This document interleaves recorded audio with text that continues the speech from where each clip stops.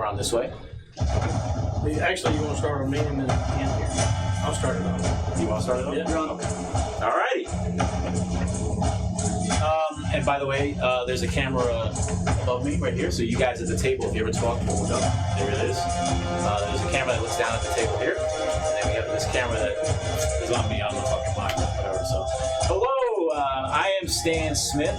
I am running this game today. This is the second session of a one-shot called Candlekeep Mysteries: The Joy of Extradimensional Spaces. This is going to be a very interesting campaign. It's a fun one. All I ask is if you're playing in a session later on of this version of the game, do not watch this stream. There's mad spoilers. This is a really good game. If you watch the spoilers or get information, it's totally going to ruin it for you. So if you're going to play this campaign with me in the next 2 sessions coming up, in the next 2 weeks, do not watch this game, okay? You support the store other ways. All right, so with that said, again, I'm Stan Smith. I'll be running this game. I'm going to go around the table, and if the players are going to introduce who they are and the name of their character. So, with that said. I'm Craig. I'm playing Varys, the Eladrin Rogue. Awesome. Travis, I'm playing Harry Wynn Furbottom, the Wizard. I'm Chris. I'm playing Dare, the Arcane Cleric of Vistra. I'm James. I'm playing a Tiefling Paladin named Bulk. And last, please. I'm Tim. I'm playing Inquisitor, a Warlock Hexblade. Awesome. All right, and I bought these really expensive dice. I've been using them a lot. They're beautiful, but they suck on rolls. Once in a while, I make it like an 18 or a 20. Oh, there's 13, so that's pretty good. So I am using these, and then I have the ghetto plastic red ball, but I'm getting my ass kicked a lot. So with that said, this is Candlekeep Mysteries: The Joy of Extradimensional Spaces.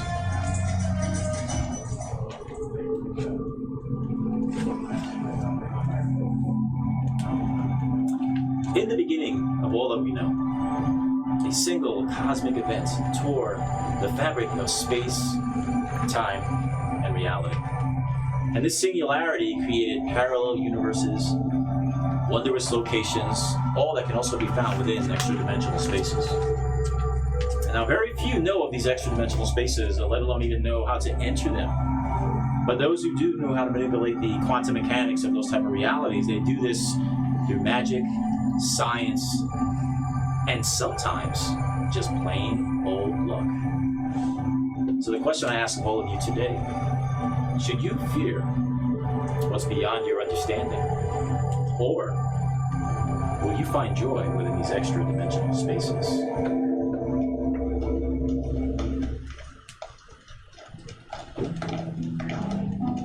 Our story is going to begin within the halls of Candlekeep's great library. Each of you were invited to Candlekeep by the Avowed. These are disciples who vigorously serve Candlekeep and maintain all the great literature and books within these hallowed halls. Some of you are strangers to each other. Some are somewhat acquainted. But regardless, the purpose of the reason why you were all brought together will be explained to you shortly. You're being escorted down this long corridor by an Avowed by the name of Cain. Cain is wearing the purple hooded vestments of the Avowed. He walks with his hands behind his back and you follow him in a straight line. Other than your footsteps, it's respectfully quiet within these halls. And as with most corridors within Candlekeep, these long halls are well maintained and free of any dust or grime. And this is a testament on how well the Avowed keep this place immaculate. So, you are currently walking down the great library's northern halls. The floors consist of dwarven stones with almost amazing masonry perfection. There are long blue carpets in the center of these hallways, muffling your footsteps here and there. As you walk down this corridor, to your left, you see magical flames dancing and crackling, but they give off no heat. Massive windows next to these flames, spaced out about 10 feet apart, overlook the beautiful city of Candlekeep. These tall windows allow the moon's glow to spill into this corridor, your shadows reflecting to your right. Ornate tapestries are hanging way above these arched ceilings in this hall, fluttering by some unseen draft. And the temperature within these halls of Candlekeep, it's strangely cool, but it's dry. The smell of paper and ink fills your nostrils, for these halls are filled with spectacular and great works of literature. And as you continue this slow march towards an unknown destination, these halls following Kane slowly turns his head towards the party as he speaks as you're walking down this corridor. Before we get to Fastandia's collection, I know some of you do not know each other. I'm very bad with names, so if you can be so kind so I do not offend anyone, please tell me who you are. We'll start with you. It's describe your name. I am Inquisitor. And what do you look like? I am a human with dark hair and semi-pale skin, about average, 6 foot tall, and I'm wearing scale mail, so I'm pretty fairly dressed as well. I look not quite ornate, but I do look a little bit more nicely dressed than you might expect. Yes, thank you. He's fancy. Okay. I'm Varys. I'm dressed in very dark studded leather. You see like a bandolier of daggers across my chest. You see a bow and 2 short swords. Okay. I'm Harry Wynn Furbottom. I'm a halfling wizard. Blonde hair up in a like a ponytail kind of thing. I'm wearing purple robes that I stole from the Candlekeep guys. Is that cool? No. Okay. Anyway, yeah. So I'm just wearing red robes, and and I'm a mage. Got a little tiny quarterstaff, kind of Yoda style, you know. Okay. Greetings, Kane. I am Dondarian Mythamar, but you may call me Dare. And describe yourself. I am a cleric of Mistra.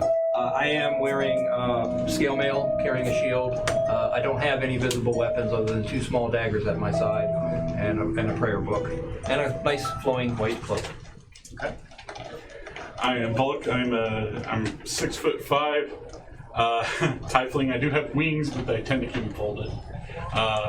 I'm dressed in like a sackcloth shroud over. The armor's nice and polished under it, but just mostly to hide my horns and the wings and stuff like that. So as the names are read out in the hall, and you're still walking down this long corridor, you see other abound walking towards you with groups of adventurers such as yourselves. You see paladins, elves, dwarves and halflings, clerics walking past, and all your eyes make contact. Maybe they're here for the same reason as you are, maybe not.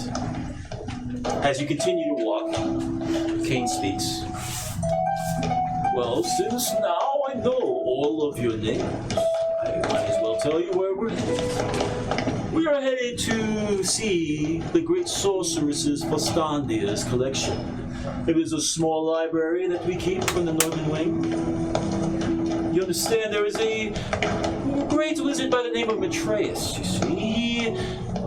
He paid to have some time within Fastandia's chambers. He was there for about 2 days, and when my brothers went to go check on Matreus disappeared.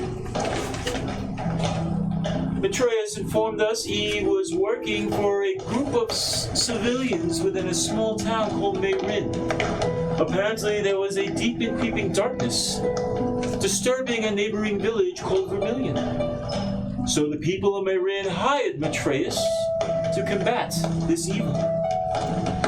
Matreus heard rumors about extra-dimensional spaces that contained powerful magic and weapons.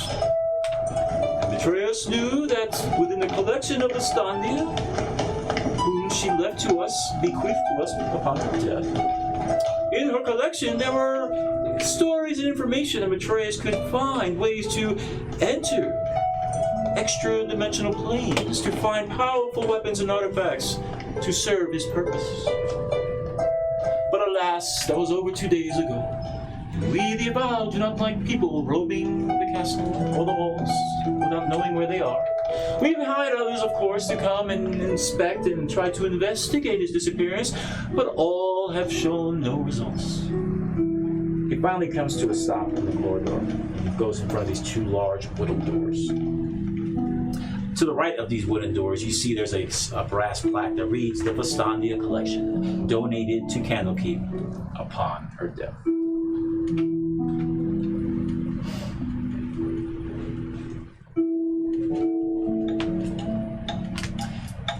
Kane pushes the doors open with both his hands. The hinges make no sound. Once again, this is a testament to the cleanliness of Candlekeep and their many libraries. As he opens the door, you enter a modest-sized study, filled with books and a roaring fireplace. You see magical orbs of light floating around the ceiling of this library. There's also a raised octagonal study at the far end, where you see a large pine desk and leather chair with a high back. This room, your nostrils get assaulted with the smell of paper, pine, and cinnamon.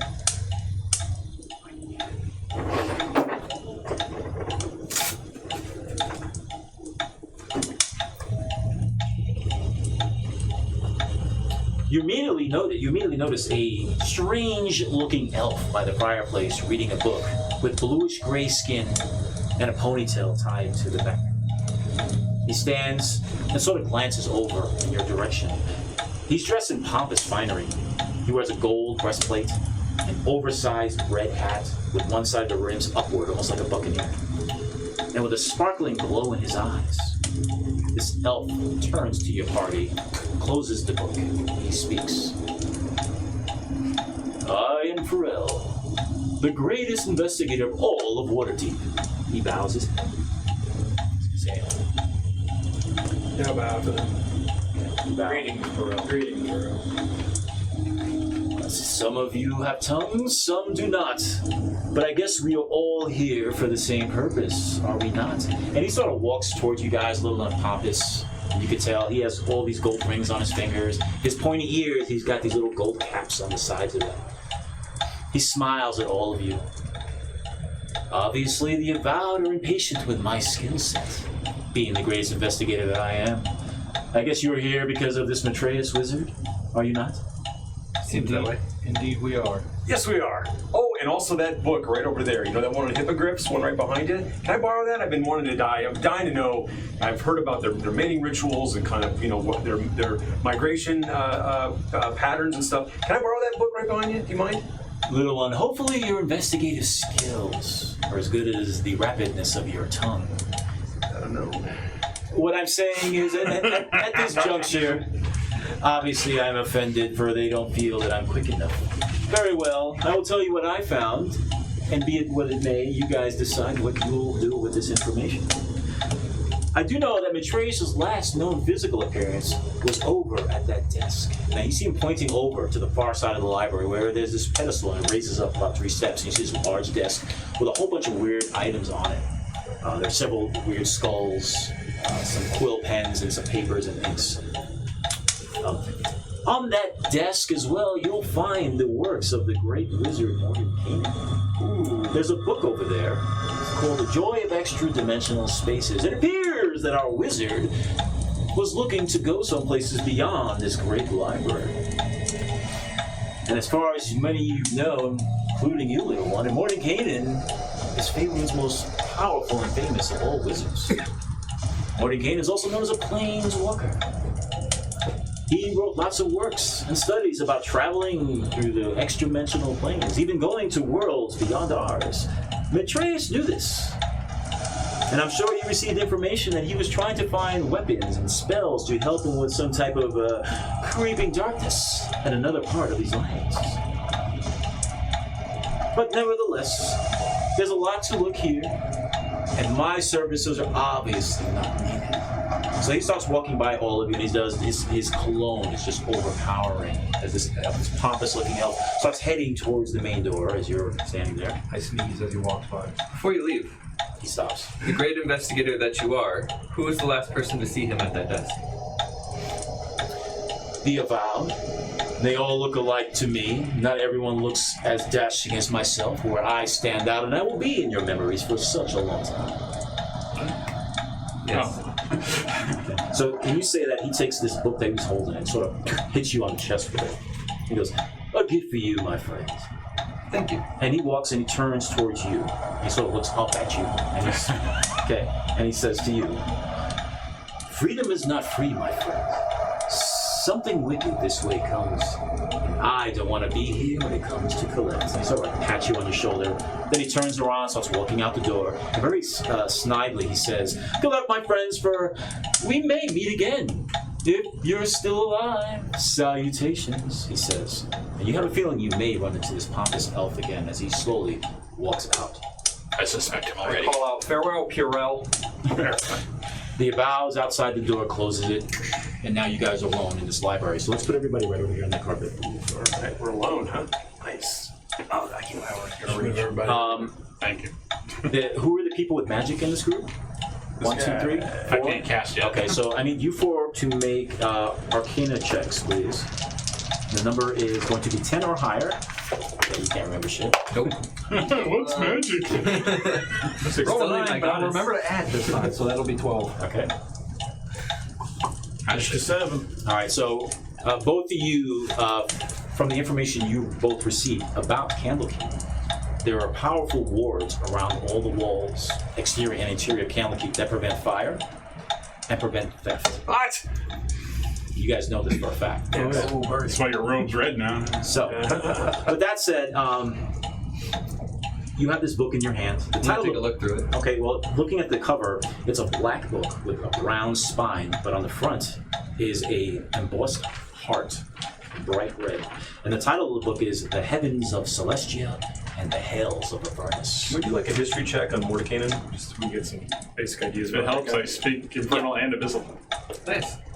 We'll see I got what a it's written in. 19. The information that the elf gave to you is sort of what you remember. Mordekainen is the most powerful wizard that's ever roamed the Forgotten Realms.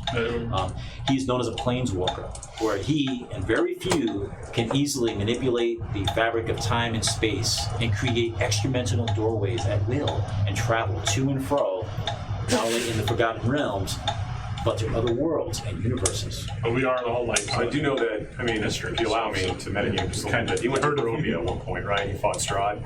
Right, That was one of the things that he did do. He was part of this Circle of 8 with the Hand of Vecna and all that kind of stuff, so he's up there, man. Yeah, he's a very, very powerful wizard. So the people who do magic, you understand this. So You get a spell book, or that book up there. yeah, so this is what we got right now. So you guys are standing there, you have this book. Just double check. I can lift you up there. Yeah, I get a running start. I'll be all right. Okay. Perhaps he has notes in this book about his investigation. Great investigator that he is, surely he took notes on all the things that he managed to accomplish in 2 days. I'm gonna check my pockets, see if he slipped me some. Okay. So in this area, there's certain places you could look. You have the fireplace. You have all the books on Festandia's collection. Now, Festandia, from what you were aware, is that she was a powerful sorceress. And she, too, wanted to travel extradimensional planes. And there's word that she figured it out. And so she documents a lot of stuff in these books. You also see, besides all her so we have the fireplace, you have the books in the library, we have stacked books also that have been set aside. There's an old desk over at the octagonal table desk, which the elf pointed out to you. And there's a book belonging to Mordekainen also on that. So what I'm going to do is I'm just going to go around. What would you like to do? I'm going to read the book that I have in my hand. I'm going to try and take a look at it, see if there's any notes in it. Let's This is make from it the investigator? investigation roll. Yeah. Yeah, the book that I think I have. Gotcha. 15.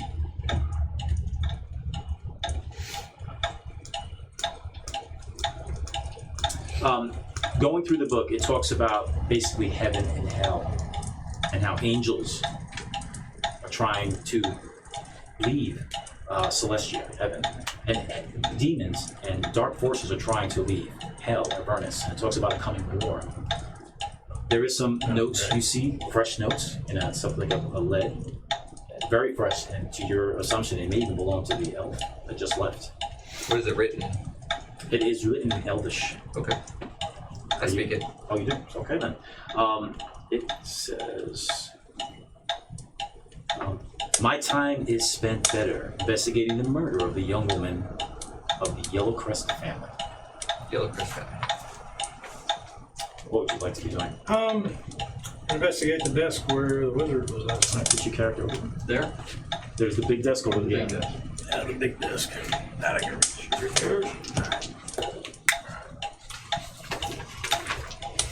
Not with a 5. Alright, So you, all right, with a 5. Okay. The one thing you notice right away when you get there, there are these very creepy-looking skulls. One of a human, and there's another some sort of strange beast. Make a nature check, please. Nature is 11. It's a skull of a woman, and it's a skull of a bugbear. Yes. There are some notes on there, and you also see a large gold book. The book on the spine, it reads The Joy of Extradimensional Spaces. It's a very heavy, thick book. It's ornately tooled leather, and it's decorated with gold filigree. It almost looks like a gold book.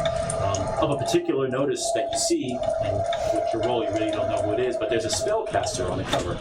Bold. Are there any runes or writing on the skulls?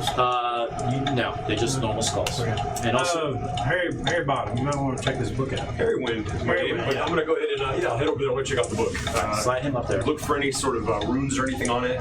Anything. Okay, you see the book of what I described, and it's golden. It is an imposing spellcaster. You immediately know that is an image of Morden Caden himself.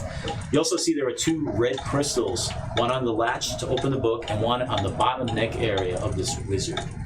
You see that still, to you it's an enormous book, and you're looking at it, okay? Opening up the pages, though, are all blank. Okay. So you were able to open it, no problem. Right, and you do find some notes, which Avaris was unable to find. I'll let you read these first. Okay, are the gems, can those come off? You look, and it's like almost impossible. And based on your knowledge, you're pretty sure if this book was a book from Morden Kanan himself, it's not going to be able to be tampered with. All right? I was just thinking there was 2 of them, maybe they go over your eyes or something to read. Right. That's all. Now, one's on the latch and one's on his lower. And I have an image of what the book looks like. Harry. So, okay, Dare, what would you like to do? So I look over at my former compatriots, knowing their skills, I decide to let them do what they're going to do. He's not here, right? So I'm going to move over to where Perel, and yes, I knew his name was Perel when I told him Perel, to over where he was, standing and reading. I'm assuming he might have been just using the firelight for light, even though the room seems to be well lit otherwise. Okay. So my assumption is he was over here for a reason, if he's even partially as good as he thinks he is. So I'm kind of looking around, seeing if there was anything, looks like maybe he moved it, that seemed out of place. The fireplace. I need you to make an investigation roll. 6. All right. You start looking, and it's a beautiful white marble fireplace, and it burns brilliantly, but the flames give off no heat whatsoever. But it's a roaring fireplace. Your body's well illuminated, staring at the flames. You swear you see faces, but you really can't tell. Sorry, brother. Okay. What would you like to do? You said there was a bookcase where he was checking out. So yeah, he went to he was looking at the book the elf gave him. These 2 went over to the far desk. Dare was over to the fireplace investigating that. Oh, okay. I'm just going to go to a random bookcase. Just look for something out of place. Okay. And then, Hippogriffs. Look for something on hippogriffs. and With purple robes. I'm sure Mr. will guide me. I mean, I'll just if I have a feeling, I'll grab a random book if we want to do Do me a that. favor, take the dice and roll that, please. How would 20-sided dice. All right. 1, an 8. All right, there are certain books. As you grab a book, and you find a book that is it's a book that talks about fantastical locations. There are names of places that you never even heard of in school. All the books around it, they discuss different planes of existence, alternate realities, and mysterious spaces in between. So you're basically grabbing books, grabbing books and sciences and stuff, mysticism that's beyond your grasp. I may have gone to school for this stuff. It wasn't a good student. So you pay attention that day. I'm just pretending I'm investigating. Like, look, pretty pictures get that way. All right, so we're back at you guys at the desk, and you. What would you like to do, instructor? I'm sorry. No, it's okay. It's down that way. I'm gonna look down that way. Okay. Start heading. You put your character down there. That's another alcove, and you see there are several books, and there are chests on the floor next to the fireplace. You see nothing where you're standing that seems out of place. You can make an investigation roll. Natural one, so. Natural one. Yes, there's a hallway. To you, it just looks like a library. It's well kept. It's very nice and cool. No mess. You don't see any dust voids from where the books are. I mean, the books were taken. There's no dust. They keep this place immaculate. So, sorry. You two, you have a lot of information. You have a book, and you found some notes in your hands that was probably left there per Pharrell, written by Matreus the Wizard himself. So, Start going to the desk. I mean, what's on the desk? Yeah. Any drawers in the desk? the desk there were no drawers. The desk has an old paper cutter. It's like a wood tube, and you see there's two handles, so you take it out and there's two small blades to cut. Very antique looking. You also see that there's a quill pen and some type of strange inkwell, some silver candelabers, a silver small chalice, and these two pristine skulls of these two creatures, and the one large golden book, which you're currently holding in your hand, and the notes. Oh, yeah, so the notes I'm going to copy and write them in the common tongue that's on here. And, Did you guys all see this? Did you have this with you? Oh, yeah, looking for a word, right? yeah. So we can't, so since thievery's not allowed, I'll give you all a can't chance take for them it. with I think I us, figured it so out. make our own notes. Thievery. With the, let's see, the chair, is it cushioned? It's a high backing chair with no cushions. I want to look in the little I'm sorry, there was. I was looking at the other. This chair has a leather seat cushion to sit on, but no, the backing is not. I'm going to look in the little trinkets and just see if there's something scrawled on them, you know? If maybe, somebody might have tried to hide the word, this magic word. Make an investigation roll.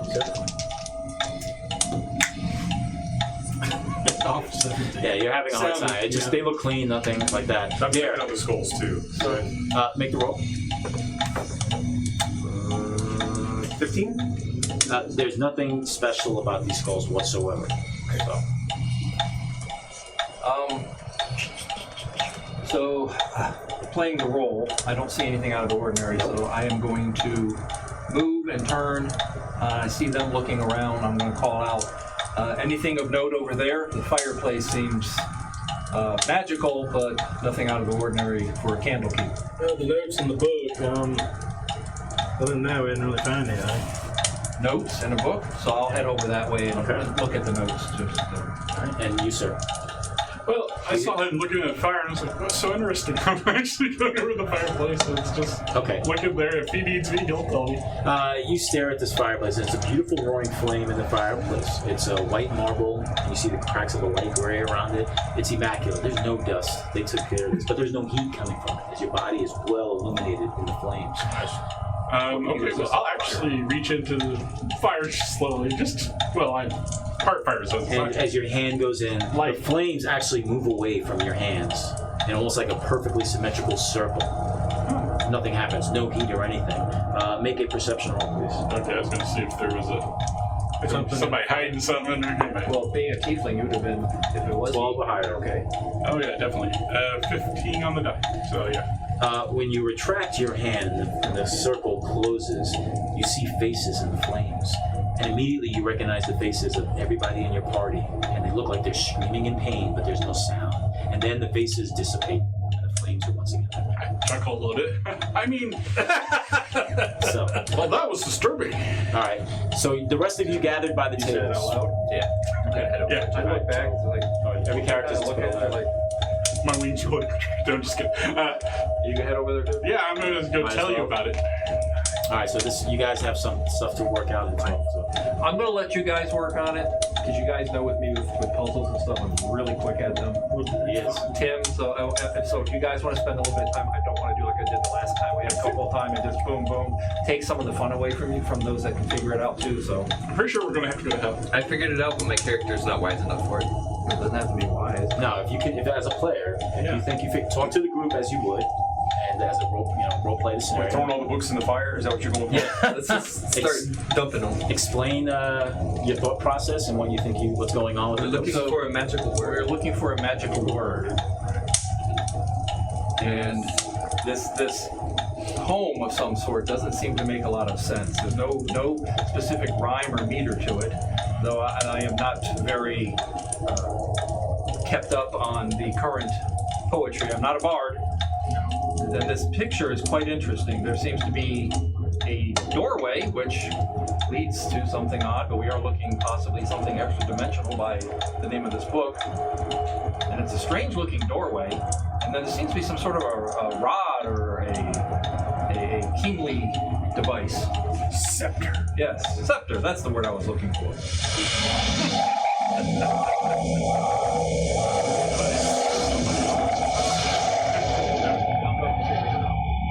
Upon saying the word scepter, I knew it. and then suddenly, electricity begins to fill this entire chamber. The hairs on all of your heads begin to stand and go outward. Papers and books by the fireplace begin to swirl around as some unseen tempest or wind moves them about freely. Forming before you is a bunch of bricks that start manifesting and start stacking on top of each other near the fireplace, forming an extra dimensional doorway. I feel like we're. Boy, it's a good thing you moved away from there. The stranger. Yes. I don't know if they were interesting otherwise. Magical lights and orbs pulsate all around this doorway, all spectacular colors. Within the doorway, clouds swing and swirl and lights begin to bend. And suddenly, a beautiful foyer of some unknown house appears on the other side of this doorway. The rippling energy makes the portal appear like a whirlwind, as if you're standing looking at the ocean. But then something else happens to the surrounding bricks. So let's go around and we're going to make a perception roll. It has to be a high one of 14. Oh, great. 21. 14 on the die. Knew something was going to happen. 9 plus 5, 14. Holy shit. All right.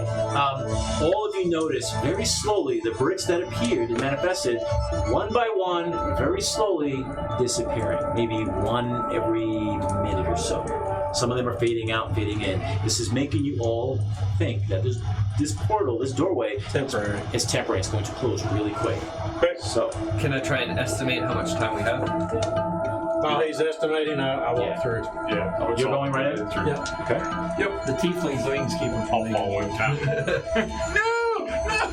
Oh, awesome. All right, so you guys all going in? Let's Yes. do it. All right.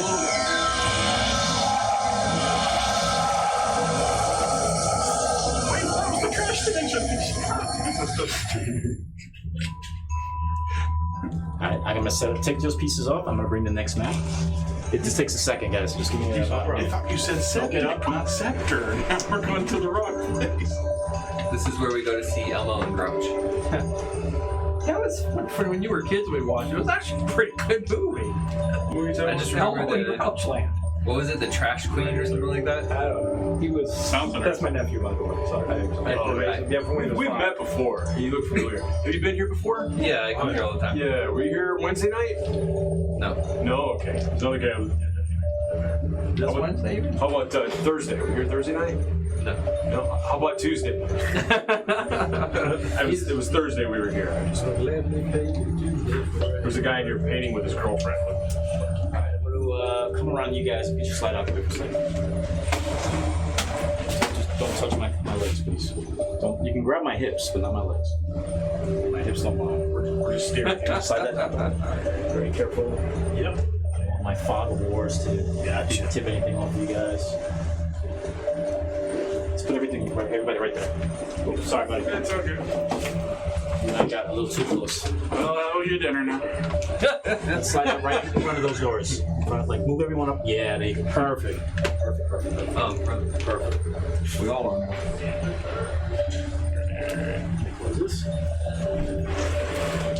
I am having trouble with my hand. Like the same kind of trouble I was having with this hand. You'll do back day with me next time. It might help with your shoulder. Well, this hand, the doctor had said is going to need this surgery eventually. I don't want any time soon. You emerge from the portal into a grand foyer of some unknown mansion. Now, the portal stands between all of you, and the mansion's main door is behind you. The ceiling arches 15 feet overhead, and there are long hallways that stretch out to both sides of you with a foyer. A hallway going to the left, a hallway going to the right. And both of these hallways, you see there are several doors. Another surprising feature is you see a few cats zip by you guys, run up the stairs to the second level. Meow cats. As they go up a stairwell that's adjacent from this They foyer. look like normal color. They look like normal cats. Suddenly, directly to your left, a strange elderly man with blue robes, a blue pointy hat, a long white beard down to his stomach, emerges from the left. He has a large red crystal under one arm, a thick some type of tome or book under the other, and he's holding a tray filled with all type of cooking and eating utensils as he's walking out. Upon seeing all of you, this old man's eyes pop up wide open. He drops the tray, the book, the crystal. Oh, by the heavens! Is this real? And he reaches up and he goes to touch you. Are you gonna allow him to touch you? Yeah. He touches you and he's like, he pulls back really quick. Atreus? Oh, this is not possible. I've been here for 20 years. He quickly goes down, he picks up the crystal, and you see him squinting his eyes. Then he looks at all of you again. You are all real? We're all real. We are real. Yes. Yes. Yes, it's been written. I hope. I've been here trying to open up the portal. I did not know the command words, and you all opened it up. I can go home. What is your name? I am Atreus. Have you been here 20 years? 20 years to this day, and this is granted a magical and wondrous mansion. Many artifacts and powerful weapons and spells are found here, and I was able to look all over, but I have yet to figure out the command word to open up the portal, returning me home. Oh, those poor people in Mayrin, they paid me quite some money to help them. And you see him touching his beard. He's holding onto the crystal, and he's looking down at the mess on the floor. He glances at all of you. Didn't he just disappear like a day ago or something like that? 2 days ago. I said, no, he's probably here. No, that was 2 days ago, according to the. Nonsense! I've been here for 20 years! Perhaps time works differently as per the notes. All right. Yeah. There's a different command word to open a portal back. Yes! One to come in from Candlekeep and another to leave. And this is amazing. I did not think this ever would happen. I will tell you all, my appreciation is so great. I will allow you to look through this mansion for items of what you choose, items of your destiny. I've studied enough on the other side where I will hold it open for each of you. But once you find what you're looking for, come back through the portal and Atreus will be waiting for you. Oh, the heavens has answered my prayers, he says. I'm watching the bricks disappear. Yeah, the bricks seem to be moving around. Insight check him. Make the roll. DC is only 5. Oh, then I definitely got it. I got a 7 Yeah, on the die. you immediately feel like this guy is excited to be there. He wants to help you all. He doesn't seem to be lying. He wants to go home, and he truly believes he's been there for 20 years. I put my hand on his shoulder and said, Atreus, my friend, your time spent here was not in vain. What was the town's name again that we were in? I know Vermilion. What was the other one? Mayhem. Several of my companions and I have investigated and assisted the town of Mayhem in your long absence. Oh, I've been gone that long? The deaths and the mayhem, and it's been stopped? Yes. Oh, please, by all means, I will wait on the other side. When you're ready, come through and I'll describe and explain whatever wonderful items you find within this great mansion. So he sort of like moves over, stepping over the book and the utensils that are on the floor, and he goes to the portal. And before you go, you know the command. You remember the command word to reopen the portal, do you not? My friend, when you figure out a word called scepter, you never forget. But I do not know the name for the word on this side of the portal. But since we have one now, there's no need to worry. I will wait for you all, but make haste. I can only use my magic for so long to keep this portal open, he says. Is there any warning of dangers in this? Let's make a charisma roll, please. With advantage if it's 10 or higher, so you can do both. Okay, well, that's a 10 for persuasion. Oh, so you... And a natural 20. Nat 20! All right. He looks at you, this old man, sort of hunched over, starts walking over, and he says to you, "There is, my lad, there is. Whatever you do, do not open up the red door. There is evil and great harm. Do not open the red door. All the other rooms are okay. Lastly, respect everything in the house.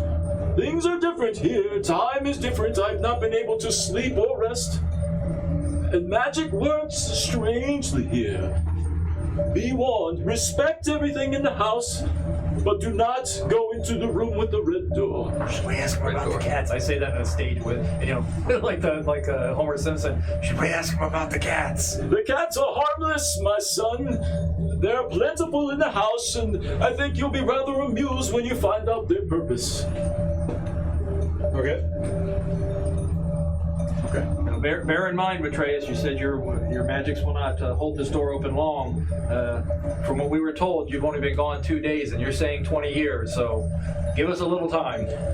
"I know enough magic, my boy, to keep that portal open from the other side. Farewell, and when you're ready, you show me what you have. I'll be more than happy to tell you what it is." Show them what we got. Okay. Rick and Morty. Yeah. All right. Well, because we should hurry. I'm gonna wait till he passes through the portal, then I'll say something. Okay, so Matreus actually, before he steps through, he stops, and you see his eyes are all watered up, and you could tell he's generally happy to finally leave. So he grabs this crystal and he holds onto it. He just big smile on his face as the beard goes up, and he steps backwards into the portal, into the Candlekeep Vestania's collection. The image is kind of wavy, it's kind of hard to tell, but as he steps through, you hear the sound of glass shattering. You sort of see Matreus moving to the side, and you hear him saying, "By the gods, you're real and alive! No, it must have been the shard! No, please don't come any closer! No!" Matreus lets out a blood-curdling shriek, and then suddenly, the portal disappears. Mother! Well, no heroic actions there. And at that very moment, as you're about to speak, there's a warning that goes throughout the house. Coming was a mistake. This is no house of learning, just death. You're all alone in this strange mansion. No more portal, nothing. This mansion is well lit. There are gas lanterns along all the walls, multiple closed doors, and stairs that go to another level. And behind you are the main doors to the mansion. So, All right. You look like you were going to say you're like this. Scepter?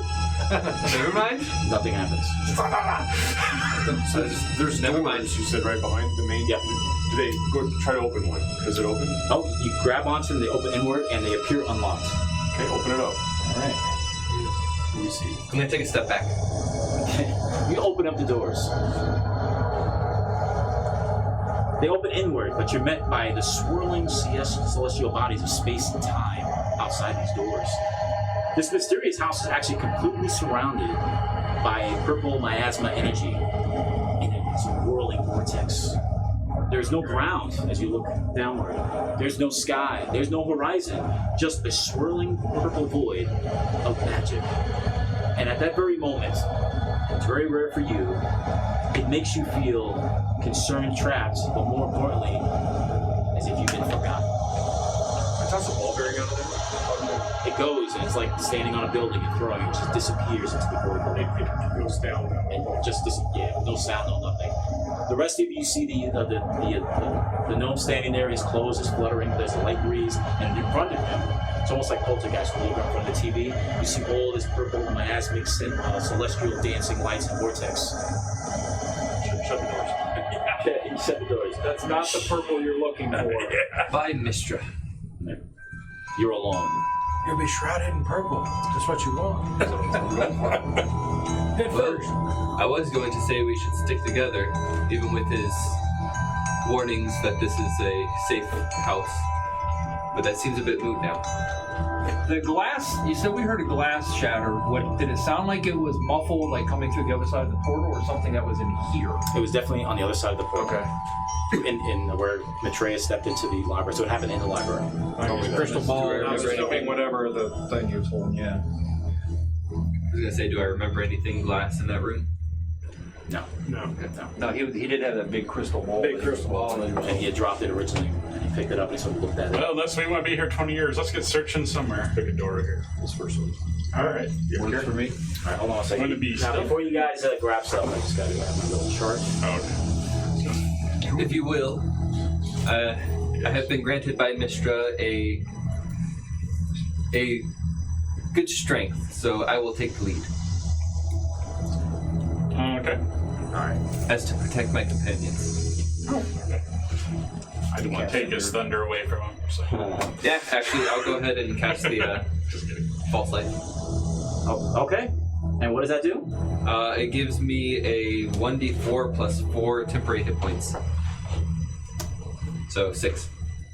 Okay. We're going to be opening random doors. Got it. Alright. Sure Who's opening the door? I don't care. I was hoping he'd search, but There's no thieves, right? None of us have any like. This door is actually it's slightly ajar, and as you approach, you listen carefully, and you hear sounds like maybe a kitchen. There's aromas that permeate of really well-cooked foods. Also, you also hear the sounds of food being diced on a cutting board. Are you pushing it open?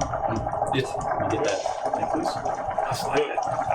Mess it up. Somebody else grab it. I can't use this. This arm is not going to reach. I will stay close to him if we can tell. Peering into this room, you see there's a large iron stove that takes up one wall. The rest of the room is filled with all sorts of large tables and racks lined with hanging pots and pans and other cooking utensils. And everything in this room is sparkly clean.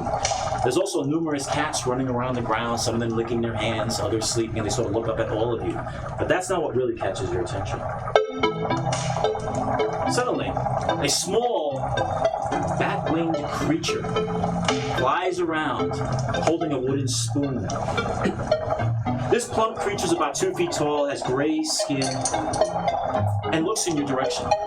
This portly creature has a face like a baby seal with a large fat nose that hangs down over its mouth, tiny little black pea eyes, and a puff of red hair on top of its head. With several more flaps of its wings and a big smile on its face, this creature starts hovering and floating towards all of you.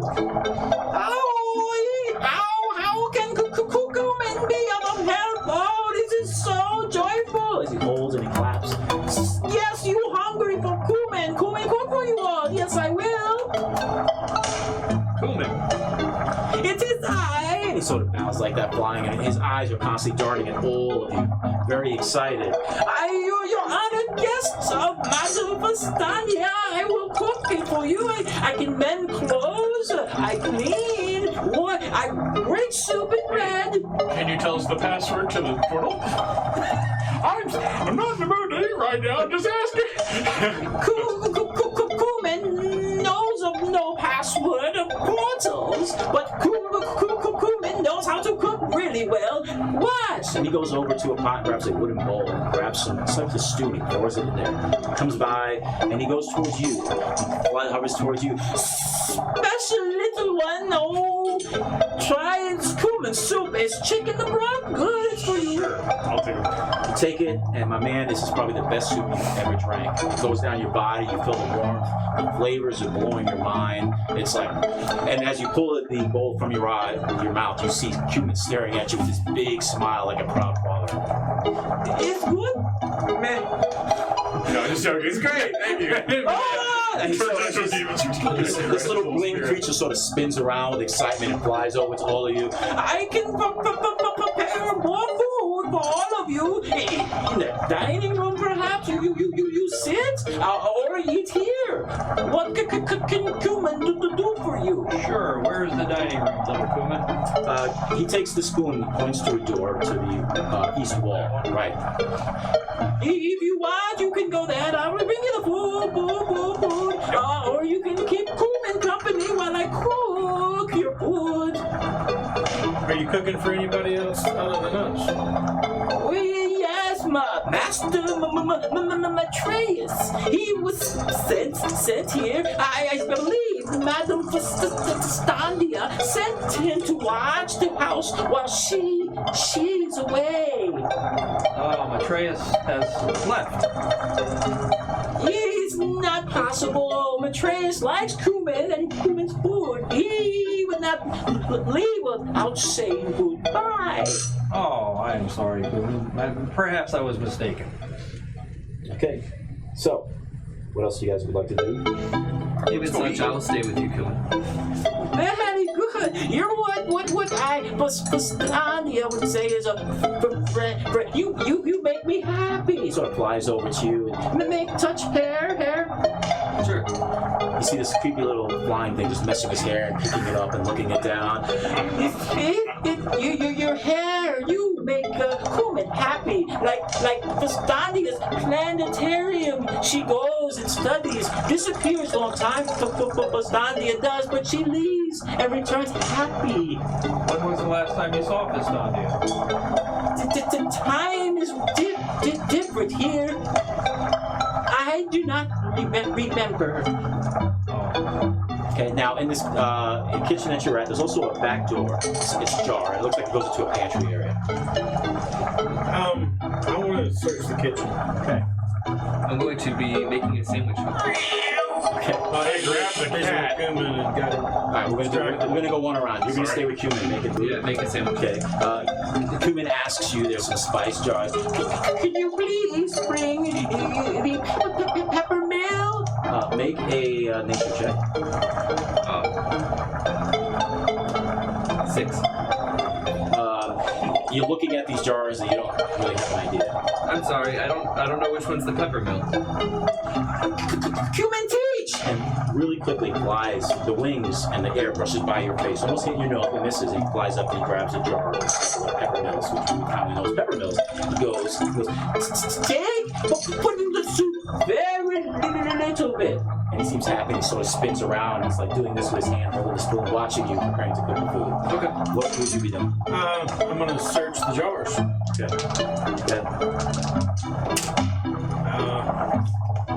Investigation, 17.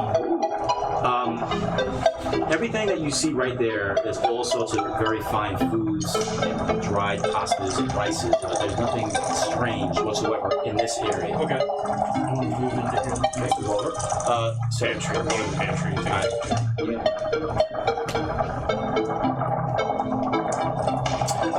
both you guys walking into the pantry, and this is stocked with all sorts of like flour, dried vegetables, preserved meats, and other staples that you find in the kitchen. One thing that you do see, there is a spice rack, and there are 3 vials of healing potions. Nice. 3, and these are common healing potions. So put them in if you want to take them. This is a good opportunity. Yeah. Well, that's it. And write in the inventory 2 in 1 or 3 and whatever. Actually, I'm going to give them to the cleric. All right, so you guys are grabbing those. I'm Brother gonna take Dare, speaking I'm of gonna which. take You give Dare, you're in the kitchen. What would you like to do? Well, You can speak to Cumin. You can walk outside. I'm gonna walk over to where he said the. Is that a door there? Yes, that's inside. Actually, then I'm gonna walk through here and I'll say Cumin. Or is it Cumin or Cumin? Cumin! Cumin. Like human.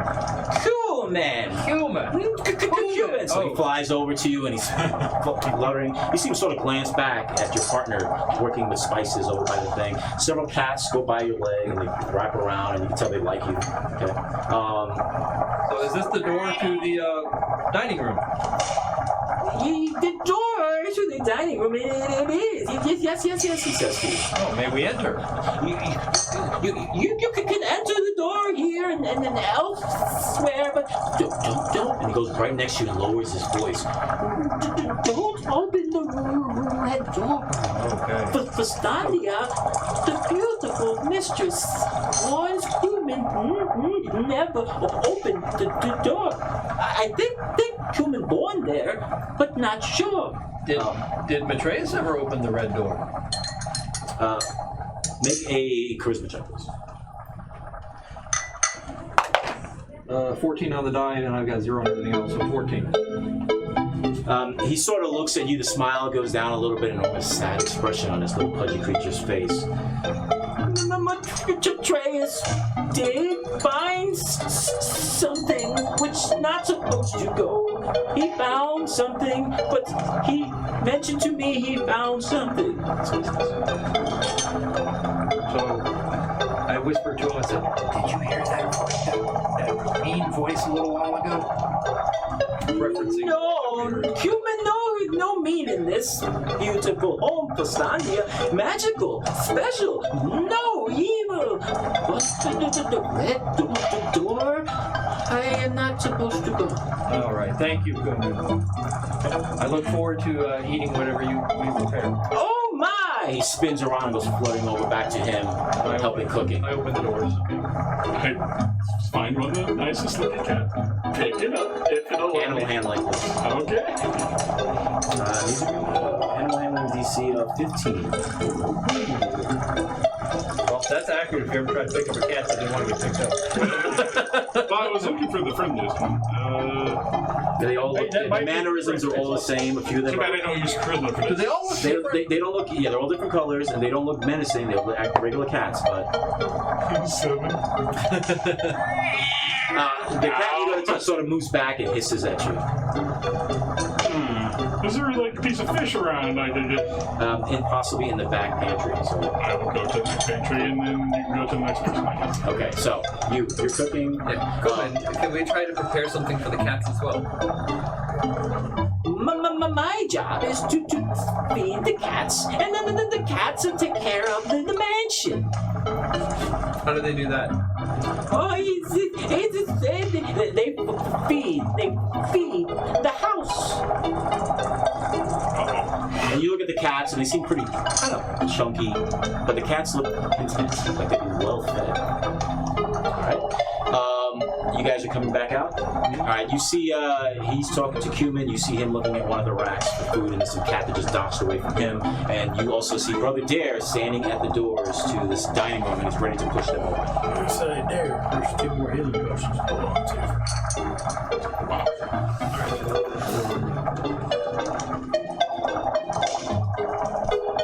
Dare, are you opening that door, sir? After he hands me the potions, I will open the door. Okay, remove that piece, please. Got it. Yeah, that one I could do, the other one I couldn't without moving everything. Thank you, sir. Thank you. Upon opening this dining room, large windows form the entire far wall. There's no floor, there's no space, there's just all windows. Looking out, you can see 3 planted flower beds filled with all types of flowers and vegetation. But you also see numerous small fairies flying about the arboretum. As you see these fairies, when they're glowing and they're moving to and fro, you feel the wind of small wings behind you as your hair begins to move, and you look, and Cumin sort of flies next to you. The dining room, Cumin, bring food, but outside, the fairies are harmless, but they mischievous. Go outside, see pretty flower you can, but don't trust the fairies, and don't interact, or you'll be trapped forever. Cumin, cook now. Cumin sort of turns around and goes back. Thank you, Kuman. You see you see a large chandelier hanging from the ceiling over a dark wood table, and there are 6 matching chairs with scarlet leather cushions all around this table. Each of these beautiful chairs also have these gold rivets in it. This is a very expensive looking dining room set. There's a 7th broken chair in the corner, and broken meaning that seems to be like on an angle a little bit, sort of misplaced toy kind of deal. And there are tapestries of vines and cats hanging from all the walls. Since you're the first one standing there, please make a perception roll. You say vines and cats. They made of actual vines and cats? Or No, paintings, tapestries. Tapestry, okay. What'd you say, investigation? That will be, 7. oh yeah, I got 9 on dice, so 12. As you're looking and surveying this room, some things that seem kind of odd. Along the base of all the walls in the room, there are numerous cat scratches. All corners? Yep. Okay. And then you also see the bottom of all the chairs have cat scratches, and the interiors of the doors. That door and a door to your right have cat scratches, and there are no cats in here. And there are no scratches. I kind of, because because I had the doors when I went like this. I kind of looked down. Any scratches on the inside? Or the kitchen? No. side? No. Okay. So I you guys just hear me go and then I tentatively step in and I kind of like start bending down. I want to look under the table because I don't see any cats. Is there like tablecloth or anything like that on there? Yes, there is. All right. So I like look down. I like gently lift the tablecloth. I'm looking for cats. Make an investigation roll. 19. Nice. No cats, but you do find cat hair.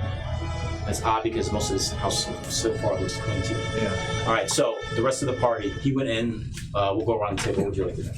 I'm gonna ask Kuman. Kuman, what do you mean that the cats feed the house? Kuman, you see him dicing some carrots, sort of looks to you and smiles and says, the house is special and hungry, and the house only eats the cats. Only the cats. Yes, it likes the cats. Oh my god. And the cats are just moving about the kitchen. A few of them are going out back into the hall. Okay. Varys. I'm gonna come in here with the cleric. Okay. He said the house eats the cats. I was like, I point and I just kind of point at all the scratchings. I say, check out that chair over there that seems to be broken. This room is not as kept up as everything else. All right. Check out the broken chair. Put your character over No, this. did they hear what Kuman was telling me about the fairies? No, they're all in the kitchen. All right, and I say, I point out the windows. I say, Kuman warned me about the fairies. Let's make sure the others know if they come in, or that's not messing with the fairies. Avoid that area. Okay. All right, so you going over and you stand at this chair. It looks like the others, but it's off. It's like an angle. It's almost like it's not made right. But it looks nice. Is it sitting on like a loose stone or something? You look at it, make the investigation roll. 16? No, it's just either poor carpentry skills or there's something off with this chair, okay? Check for a false compartment in or something. You start looking around. Pulling the legs, see if it's loose, slides. You start doing that. This chair is in broken chair. Okay. You find nothing of interest in this chair. Yeah, so there are windows looking out, Yes. or you walk out there? You can. Well, there's a door out in the corridor that you can go outside. I'm not going out there by myself, but go out to there's windows you said that Yep. go like that? Yep. So just take a look out the windows. Do I see anything that, the fairies are just kind of milling about? Like, The fairies, yeah. I warned you when I told him before as you walk by, just so you know that you heard that too. You see a beautiful arboretum with flowers and vegetables, even some small, just tall trees going upward. Beyond this arboretum, there's also the void, the vortex. These fairies are going to and from. You see maybe at least 2 dozen of them, about 10 inches in height. A lot of these fairies are translucent, so you can't tell if they're a male or female. You hear no sound coming from the other side. It's thick glass. And they seem to not pay any attention to you whatsoever. tap on the window. You do that, and it feels like a very thick, almost like an aquarium thick glass, where it makes no sound whatsoever. Brother Derek?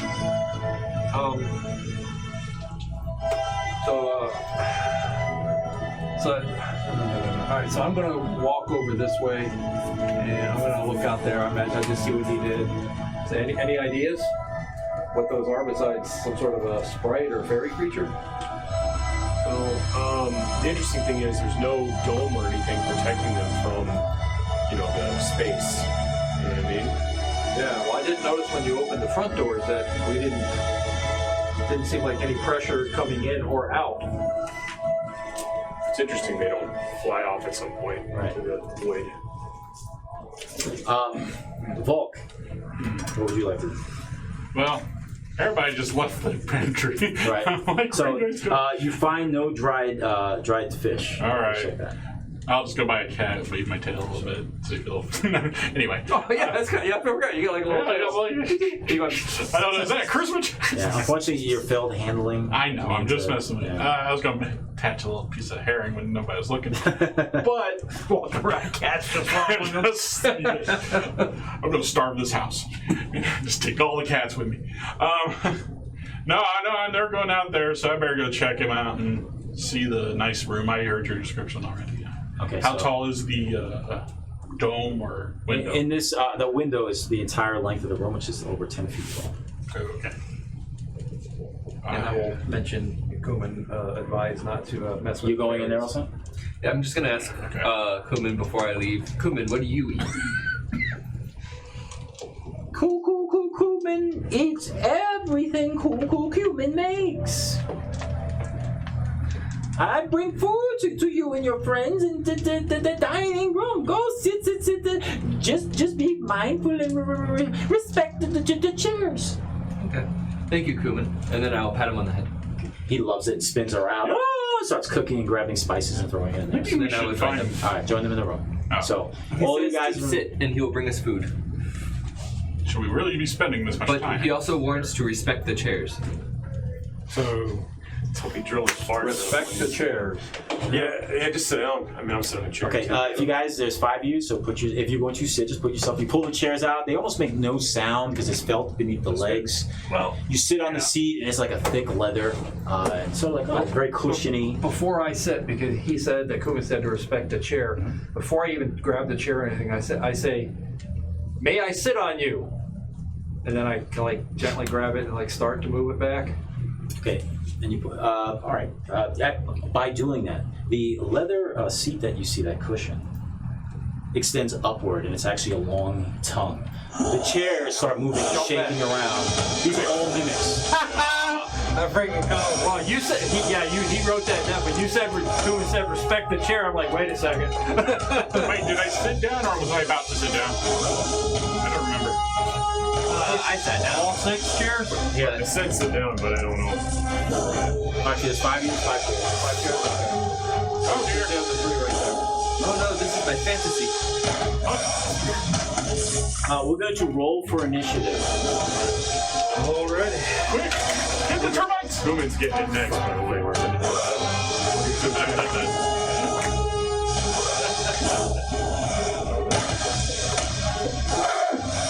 All right, so who got a 15 to 20?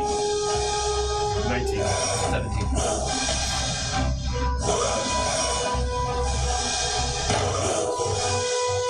10 to 15. 5 to 10. I got 11 to 13. 11, yeah. There. Between 10 and 15. I was thinking that your initiative. I got a 4. Confused. Yeah, I go last. How about you ready? If you guys can help me out, what are the numbers you see under the chairs? 8 or 80, Okay. 77, 78, 79, 81. Yeah. 77 through 81. I hope my initiative roll is not indicative of what's going to happen to me because I just got 8. All right, so you have options. The chairs came to life, and there are mimics. They're very creepy looking. So, for bottom, Yeah, pretty hands. what number? Which one's closest to me? Numbers You're right there. 77. If it would go across the table from where you're at, Needs to make a dex check. Are you going for multiple? I get 2 with burning hands, maybe? Yeah, where you're at. I think it would be 15 feet that I'd reach right across the table.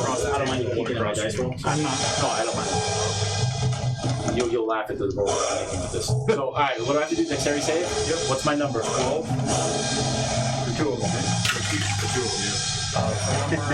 See that one? I can't. It's 2. 77 and 79 are going to be caught in his blast. 77 and 79. Okay, so 77 is going, and this is for 79. Oh, I rolled a 20. Yeah.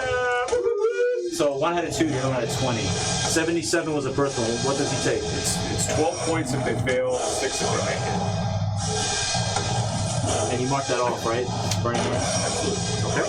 And that mimic gets engulfed in flames. And after the flames dissipate, the mimic is gone. It's all ash. Nice job. Burbottom doesn't joke around. Inquisitor. I'm going to jump off the chair because I sat down. That'll be a free action. Okay. I'm going to draw my sword and I'm going to try and cleave it in half. Oh, wait. You were in this chair? Yes. Oh, Go for it. My burning hands hit 2, so we can take it. you might have got hit. Oh. You might have got hit. So I need to save. No, it's 15, so I He was was sitting in the chair. sitting in the chair. I'll tell you what. Next time you'll do it. You'll take damage, but this time we'll just Okay. let it hit. So 19. What are you hitting with? A long sword. 8 damage. And what number is that?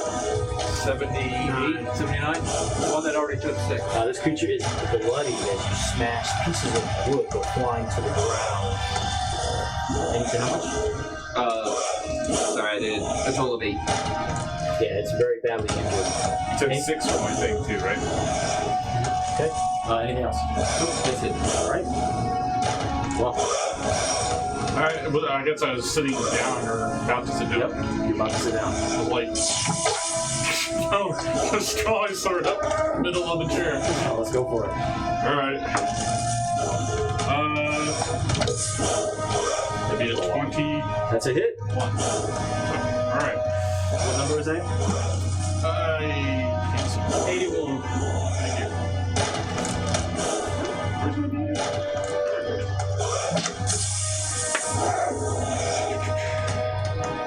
5 damage. Nice. And yes, this creature is bloody as well. That's all I do. I mean, there's no reason to move. Oh no, I'm sorry. It is not almost. It's almost bloody. But yeah, but you did some damage to it. Anything else? Bonus action. That's all I can do. All right. Good. Dare. Since I was like pulling it back, I like let go, jump back. You make a manly scream. Yeah, very manly. And because I'm so surprised, my brain doesn't go strictly to my magic, and I'm going to stab down with my dagger. Go for it. Like pull it out, like fumble at it.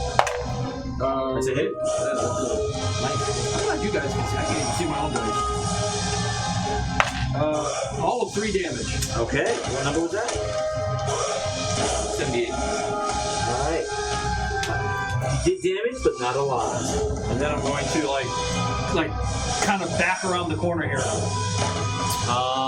Do you have any actions to move away?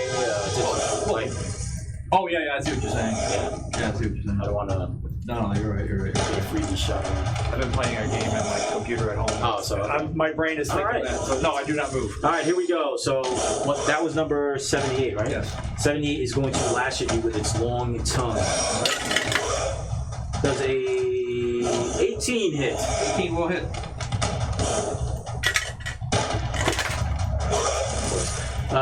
2 points of bludgeoning damage as it slaps you across your chest with its tongue. Ow! So, let's see. Where's number 81? That's next to him. Who's that? The what? 81. Keeps coming at you. I probably didn't ready my shield, so it'd be 16. Okay. That's fine. I Okay. didn't expect the chair. That's fine.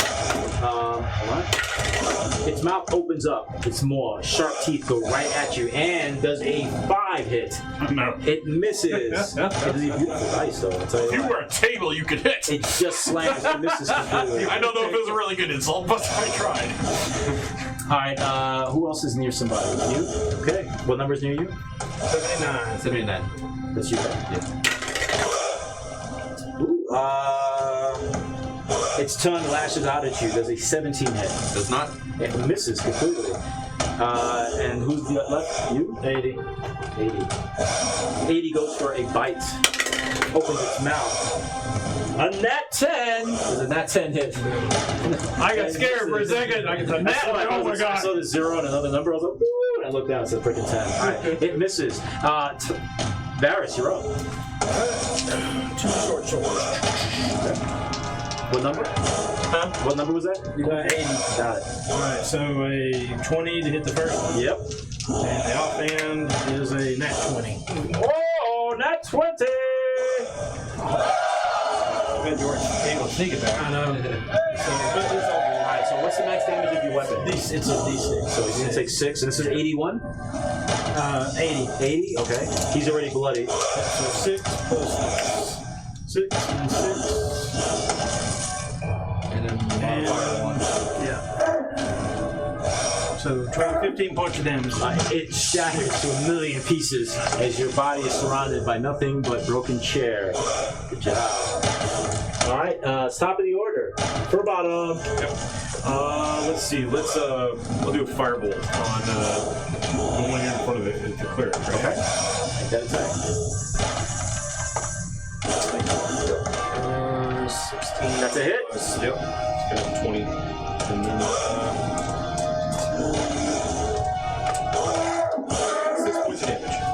What number was that? Number 78. 78. Yeah. Very badly scorched and damaged. Somebody in the next round is going to get a free kill if they make a hit. Any other moves, sir? That's it. Inquisitor. I'm going to drive my sword down into its mouth. What number? 79. Go for it. 19.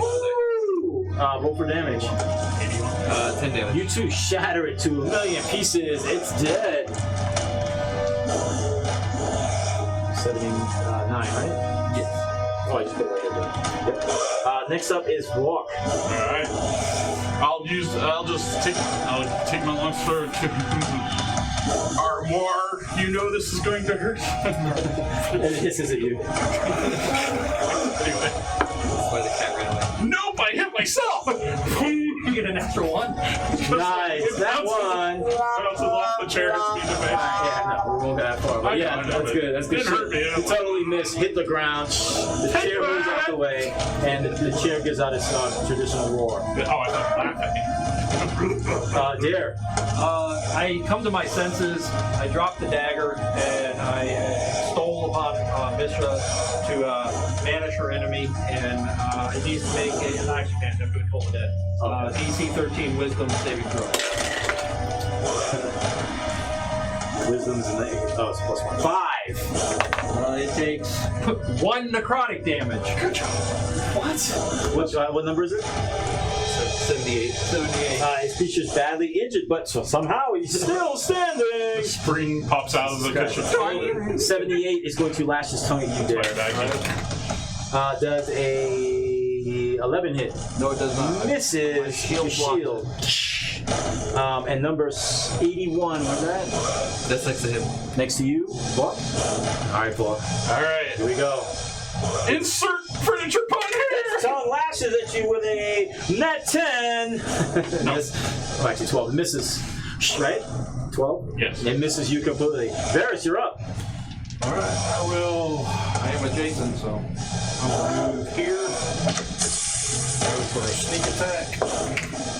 19 on the That die. is a hit. I think your minimal's probably gonna kill it. Yeah. Let's see. So What number is that? +3. 8 points of damage. Yeah, it's it's totally destroyed and falls to pieces on the ground. Now, what was your movement?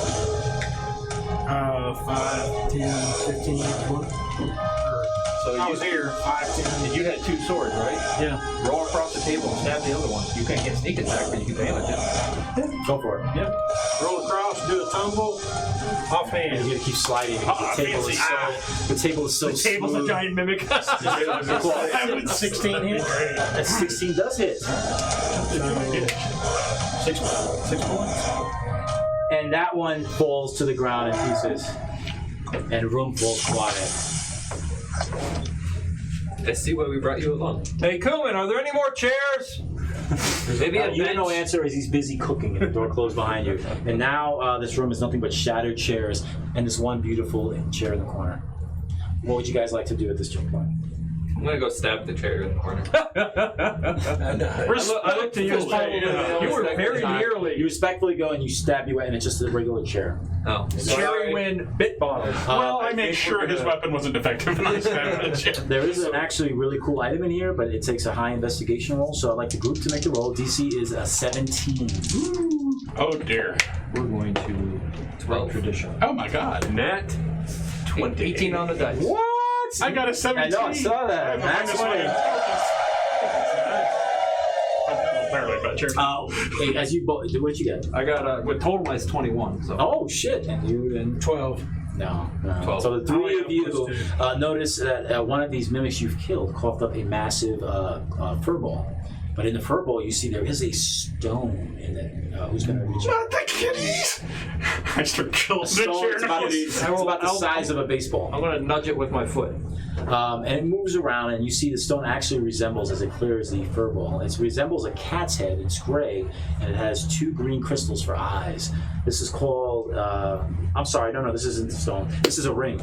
I'm sorry, my bad. This is a ring, and it has a yellow gemstone, silver ring with yellow gemstone with a black slit that looks like a cat's eye. The wearer of this gets dark vision. Well, since you took my last ring, let's give it to this guy. Do I need that? So that's what we're saying. No, I don't. I think tieflings get dark vision. Do halflings have dark vision? They don't. Not in this edition. Not in this. No, that's right, they don't. Only stouts. Who doesn't have it besides me? Us three. So, yeah, one of you guys. I'm giving it to him because if he's our tank guy, I want him to be able to see. Sure. Make sense? That'd be my. I have solution. dark vision. I don't even know what you guys are talking about. I didn't see it. Right. Well, we're over there. We're holding this cat's eye Reno. Yeah. Oh, okay. The chair has the floor.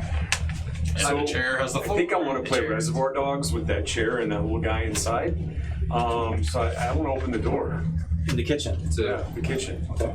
you gave me the ring then? Yeah, we gave you the ring. Did you explain what it was? Yeah, it's a ring of dark vision. Okay. Think if it's a dark room, you can see to fight. You go into Thank the you, kitchen, Patriot. and there's cumin cooking at the stove. You see all sorts of dishes and some breads laid out that you didn't see last time. Cumin's little head turns with his beady eyes and he looks at you and smiles. The food is almost ready, my friend. Hey, come here. I want to show you something. It's regarding the chair over here in the corner. Come here a second. Very friendly and lovingly, Cumin floats right towards you. and Close the door behind him. Where are you taking him? Stuck in the middle with you. I want to go ahead and kind of bring him towards the chair. Okay. The broken one. Cumin flies in and he stands and he's hovering over the chair. Is And he he's looking upset around. about the other chairs being broken? Mistress Pastandi will not be happy. Who disrespected the chairs? They tried to eat us. You're not cats. Who? I get rid of that hearing off. Not the chairs. Oh, Pastandi, I'm gonna be sad. He says. I even asked this chair if I could sit in it, and its tongue came out at me.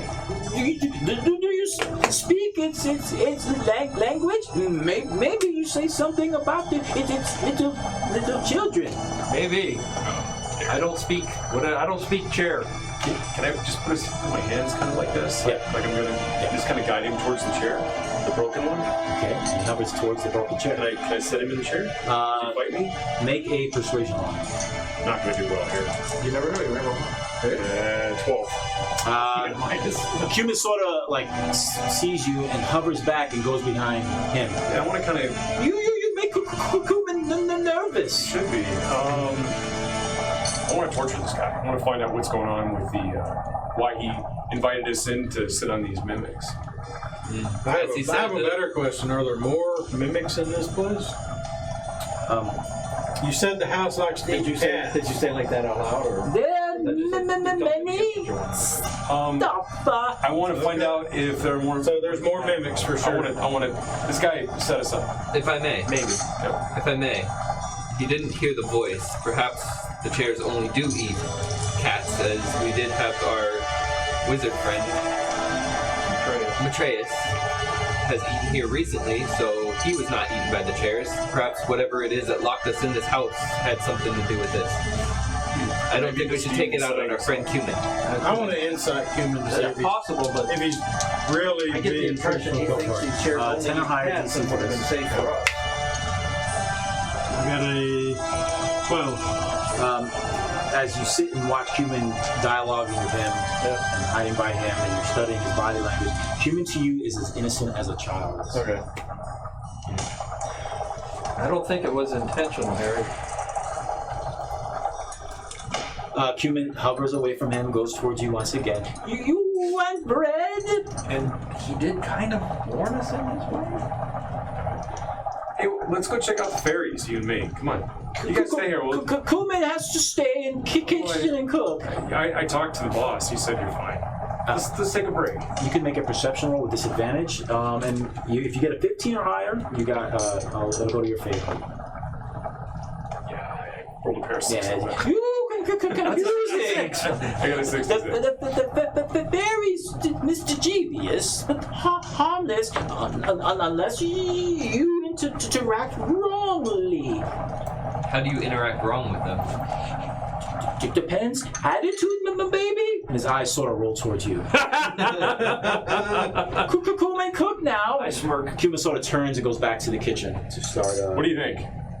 I don't. He's innocent. Should we cut off his wings and feed him to him? I don't think that he meant It's anything not by nice. this. No. He did tell Inquisitor to respect the chairs, and by respecting the chair, that's when it started to attack. So if he hadn't said anything and we just sat down on it, we might not have fared so well. I think you're all making excuses for him. That's all right. He's cute. Come Let on. him go. You know, he's the small one. He should be the only cute one in the group. So Is that what it is? all right, so My feelings are hurt. all the chairs have been destroyed in this room, and they don't look like creatures at all anymore. They look like broken chairs. The leather sticks all shredded to pieces. There's nothing else of value in this room. I'm not going in with the fairies. Now you have options. There are other rooms. There's another level going upstairs. Then you don't want Hey, to go. Kuman, how long is the food ready? Food is almost ready. I have advantage versus We're going their to charm. walk around a little bit before. Build up a hunger. Yeah. I'm sure there's boy, something. the red door. Do not I just- and going to that. respect the house. Where is this room with the red door? That we may avoid. Human at the stove sort of turns and does this with his tiny fat finger and points down. Somebody that's really good with nature should be the one to interact with the fairies. Not me. It's not me. Well, I have a 0. Nature's Yeah, no, I have. I got a +1. Now, if there's an area or room you guys go to that you feel you shouldn't you're enter, the expert. you just say, we don't want to go in, we're not going to bother. There's no problem with that. Decent Christmas, but so does he. Yeah. So, Did I hear Kuman say something about a planetarium earlier? Yes. Let's go there. Yeah. Hey, Kuman, where's this planetarium you mentioned? Kuman flies up to the doorway and sees you. The planetarium. This is upstairs. It's Fastania's favorite. It's her escape. Okay. Oh, okay. Cool. Well, do you guys want to check things out down here? We're going to be here while. Kuman, curious. What are you looking for?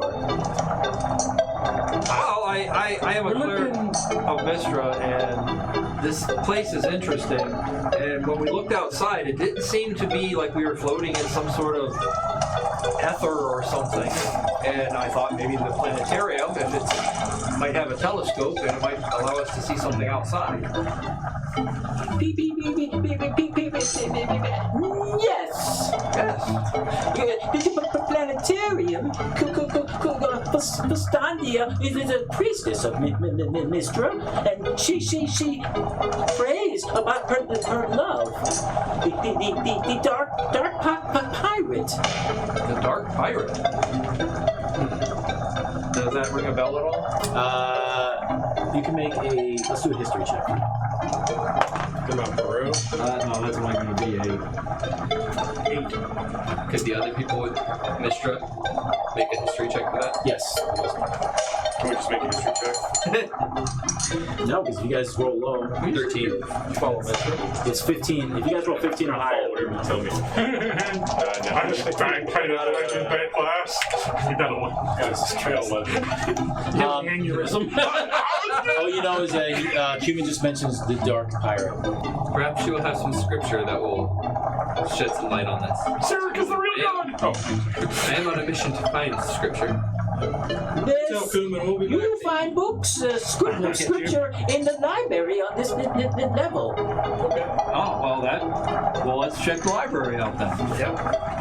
Books are as interesting as planetariums. Alright, so we're gonna step out in the hall? Yep. Yeah, let's do it. all right. I'll just follow Claire. We're heading down this one. Spare it. You Put can, me in front of the at clinic. least he can read. Let's put everybody out in the hall by the stairs and the doors. So I'm So, still trying to grab my mini and this corridor allows you guys several options. You can go up the stairs to another level. There are several doors down here that haven't been opened, and there's another doorway here, and there's a doorway to the arboretum. I don't want anything Let's check attacking these us out. from behind. Yeah, let's Yeah, if you will. Alright, let's move everybody right there, please. Well, I would have said we wouldn't have to worry about that because I said don't worry about anything with the red room, but then chairs tried to eat us. Yeah. That was fun. Very carefully get that down. Thank you. There you go. I think we found the library. Looks like a library. It does. Or study. Sorry. sounds like my cat when So when you open this door, it's a study, and the entire far wall is a floor-to-ceiling bookshelf with all sorts of books. There's even more books stacked up on several armchairs, and you also notice there are several unique, odd paintings on the wall, 3 of them. There's also a fluffy black cat curled up on one of the chairs. I'm gonna kind of glance at the paintings and see if any of them look like a pirate. Okay. The paintings to all the units, you're up closer. There's 3. Okay. First, you see a painting. It's a landscape with a large green dragon, and it appears to be pulling free from chains. Dragon. The other painting is of a flying Pegasus, and it seems to be escaping from a cage. Okay. Escaping So, flying Pegasus. freedom. Yeah, that seems like that's a theme. And then the last one is an out-of-place painting. It's a horizontal painting about 3 feet long, and it's a painting of an organ's keyboard. What? An organ's keyboard, like a piano keyboard. So, Organ. a key. Yeah. Or a note. Key or note. This group, please make an investigation roll. Whoever gets a 16 or higher, please speak up. 17 on the dice. 16. Nice. Investigation. 9. I was going to go that. Looking in the room, all right, so immediately all you guys, including you, notice the cat is actually sleeping on a large gold book. Uh-oh. The book looks just like the book you saw in Candlekeep. And on the spine, it doesn't say the Joy of Extradimensional Spaces. All there is one single letter, the letter I. I. Okay. The letter I. Does it got his face on it? It looks exactly the same. The cat is on it. You can tell by the designs in the corners that this is almost the same symbol. So that could mean I, right? Capital or lowercase I? It's a regular capital I. Doesn't There matter. is an I All in that capital. picture we Yeah, saw. just I or Well, lower. It's an I. Letter I. That's what I I failed my investigation check since I was so just got to pet the cat. So does anything trigger as I? This cat, there's no animal handling. This cat actually likes No. being pet. I was meaning more like the book attacks me or something. No. And by doing that, some of the Everything's a mimic. the cat shifts a little bit, and you see a part of the image of where they came in. So this looks exactly like the book that you guys saw. I In the got this library. book. Can I head to the tapestry that has, or the painting that has the keyboard? Yeah, you look at this painting, and this is a painting that actually has dust on it. The other 2 do not. I'm gonna try and brush off some dust. You start brushing your hand across the painting, and a sound erupts in the room. This bookshelf starts to slide open, Good job. I found the red door. and there's a stairwell that goes down to a lower level. Down we go. Well, in a let's- minute. any In a other- minute. Yeah, Let's any finish. other books too, just kind of checking out. Yeah. Anything. You start looking through the books. A lot of these books were written by somebody by the name of Festandia. She is one of the books appears to be a journal, and it talks about her as a priest of mystery, goddess of magic. But also, you find another journal, and there's some story about her falling in love with a pirate who she granted immortality. There's some other journals that you see. She talks about her concerned about visitors to this mansion that get trapped and don't find their way out. And she talks about how she's trying to put the command word in 7 golden books throughout this mansion. Oh, so their eyes at first. Okay. Okay. Well, this one says I, but do we need this book? I can move the cat. I would say, see if you can take the book. Check it for something, maybe a trap. Okay, so the cat shoes and moves, and it's the same book, right? Gold and heavy. The pages are completely white. It's a large, cumbersome book. Like nothing written inside. Nothing inside. Just like in Candlekeep, there's nothing written inside it. Should we take this with us? And it's very large. Yep. Did you said that one of the things she had was that Yeah, it's about like a 2 foot by a 3 foot, and it's like a massive tome. Could you It's pretty repeat heavy. what you had said? Something about the password that she was putting in books? A command word on the spine. And 7 golden books. 7 golden books. All right, so we got 7 books. Yeah. So we've got. I got one letter. Was our letter on the first book? In the library? No, that one says the Joy of Extra. Okay. Yeah, so our first letter's an I. Yeah. All right. We need 7. Check the green dragon painting now. Make an an investigation roll. You don't have an eye. 19. This painting is painted with oils and is well maintained. There are no dusts around the frame. Okay. And you get the image of a dragon who's happy to be free. Okay. That's about it. And I tried going, she said on the spines, and I thought free for F-R-E-E-D-O-M, but that's an I, so FREE, that spells free. yes. Creditreport.com, baby. Nice. Thank you. I have no idea what that is. It's a commercial. Freecreditreport.com. Like I said, I don't.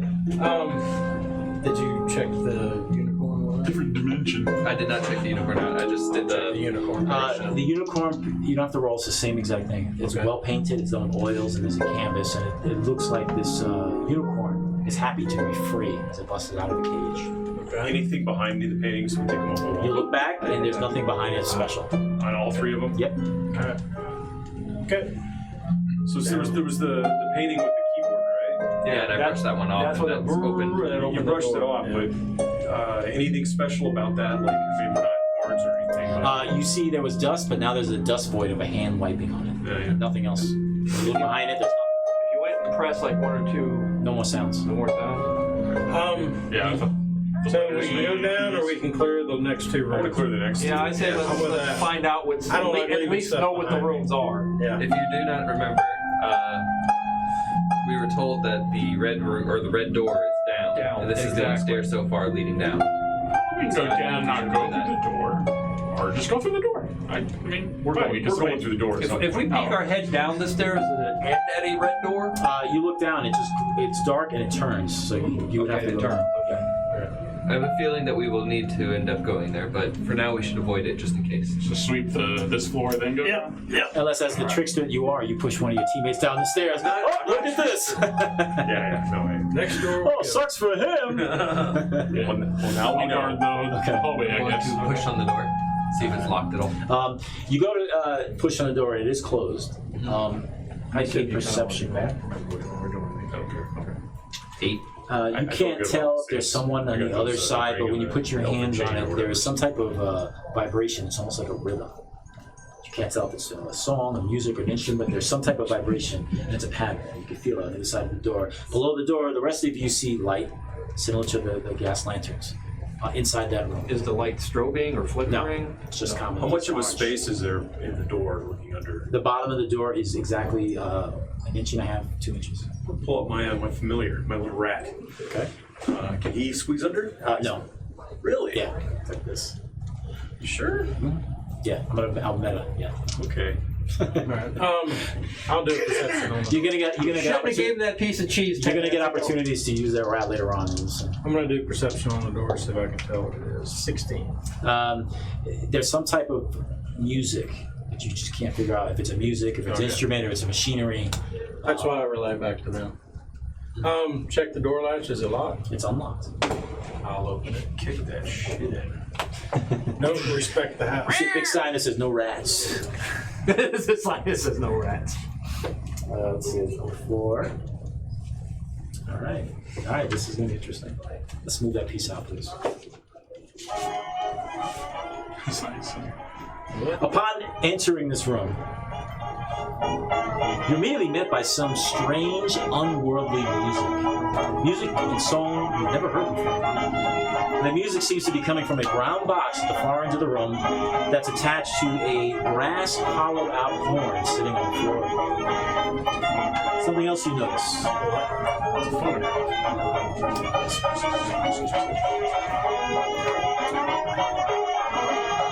Is there a mouse in Star-Covered Road? Yes, there is. That's why there's no rats allowed. They're hiding in this. Are those brutes? You also notice there are several large brooms that are magically moving about and sweeping the floor by some unknown magical force. Now, the area also contains a large, battered wooden mannequin. And there's also a weapons rack across from it that appears to have several staffs. One of them looks very interesting, dark in color, with an amber gem on top.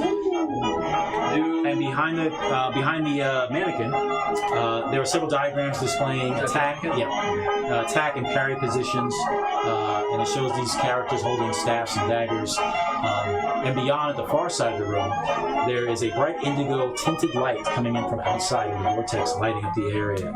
But at that moment, the music suddenly stops, and it's replaced with a static, skipping pattern sound, and all the brooms stop sweeping.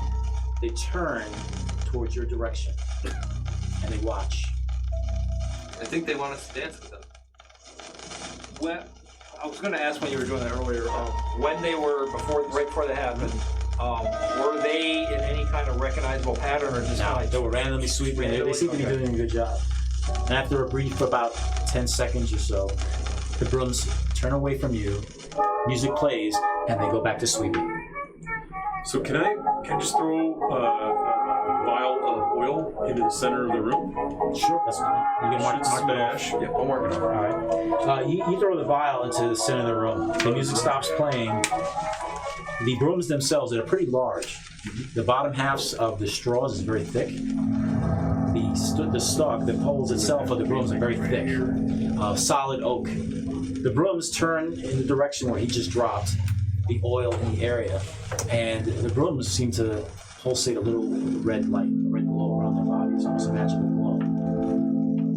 And then one of the brooms goes over to the broken glass, begins to clean, the red glow fades, and they all start cleaning the glass. And magically, the glass starts disappearing. Even the oil itself is still there. Just the glass right now. Just the glass. You guys don't care if we burn these fuckers, do you? You don't care, right? Aren't we supposed to respect this house? Do you really? Respect those chairs, he said. Nothing about the house. Well, respectfully, trying to catch them on fire. Well, You can go in there and try to be Bethador respectful. said respect the house. Yep. Mansion. Yeah, the chairs detect us first. I would say if they become hostile to us, absolutely. Go on in and see if they become hostile. I bet they do. I have an idea. I believe I read something about this before. I don't know. I'm gonna wait till one of them gets real close to the door, and I'm gonna start trying to dance with it across the room. You're going in, right? Me? Oh no, I thought somebody's going. No, You're just going me. in. That's who the character 10 I feet. can't.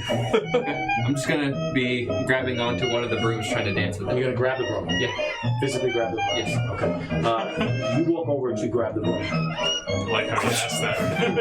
The broom actually hisses. They all turn red, and they all come right at you. Okay. Initiative. It's on now. I've seen this in movies. This is horrible. Oh my god. I've seen this on Twitter. Oh my god. Well, there. Apparently I was distracted by all this cat. I mean, All right. So who got 15 to 20? 20. Yeah. 17. Again. I got a 1. So. Yeah, that's what I got. How did you guys get? I have a 4. 7. 7 is going to be I'm broad. sorry, I have a 4. So that will do. You can go for me. So Barrett's there, and then of course me. Last. You're in the room, and it's Furbottom's turn. Now the brooms are glowing red. They're hostile. They're flying, and they seem to be closing in towards. The one that he was dancing with the firebolt on it. Okay, wait. The oil you see is firebolt. That's fire, right? And I'm not, the one that's, I threw it in the center of the room, so it's a good distance from me. I'm just going to firebolt the one Okay. that's right there. Okay. Roll a 1, that'll be problems. So go ahead and make the roll. Yeah, no, I did. Yeah, I got a 17 Okay, that's a hit. or 6 points. Okay. Fire damage.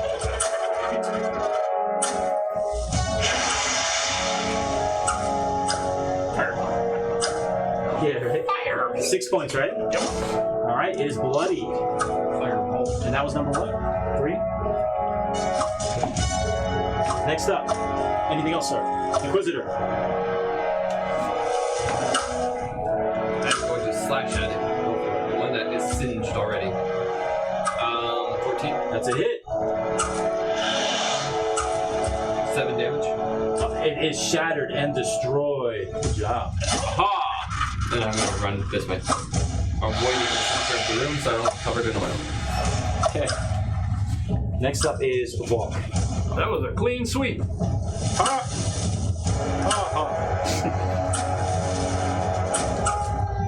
I'm not sure if I can reach anybody. Yeah.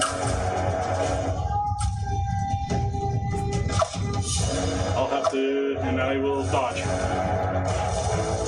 That's your actions, the dodge? Yeah. Okay, good. Just remind me if I go to attack you. Gotcha. Varys. So you're out there. Right here? Yeah. Right here or right here? Yeah, this guy will be in that spot, so yeah. Number All one. right. Don't worry about lighting the fire. Two short Fine. swords. Huh?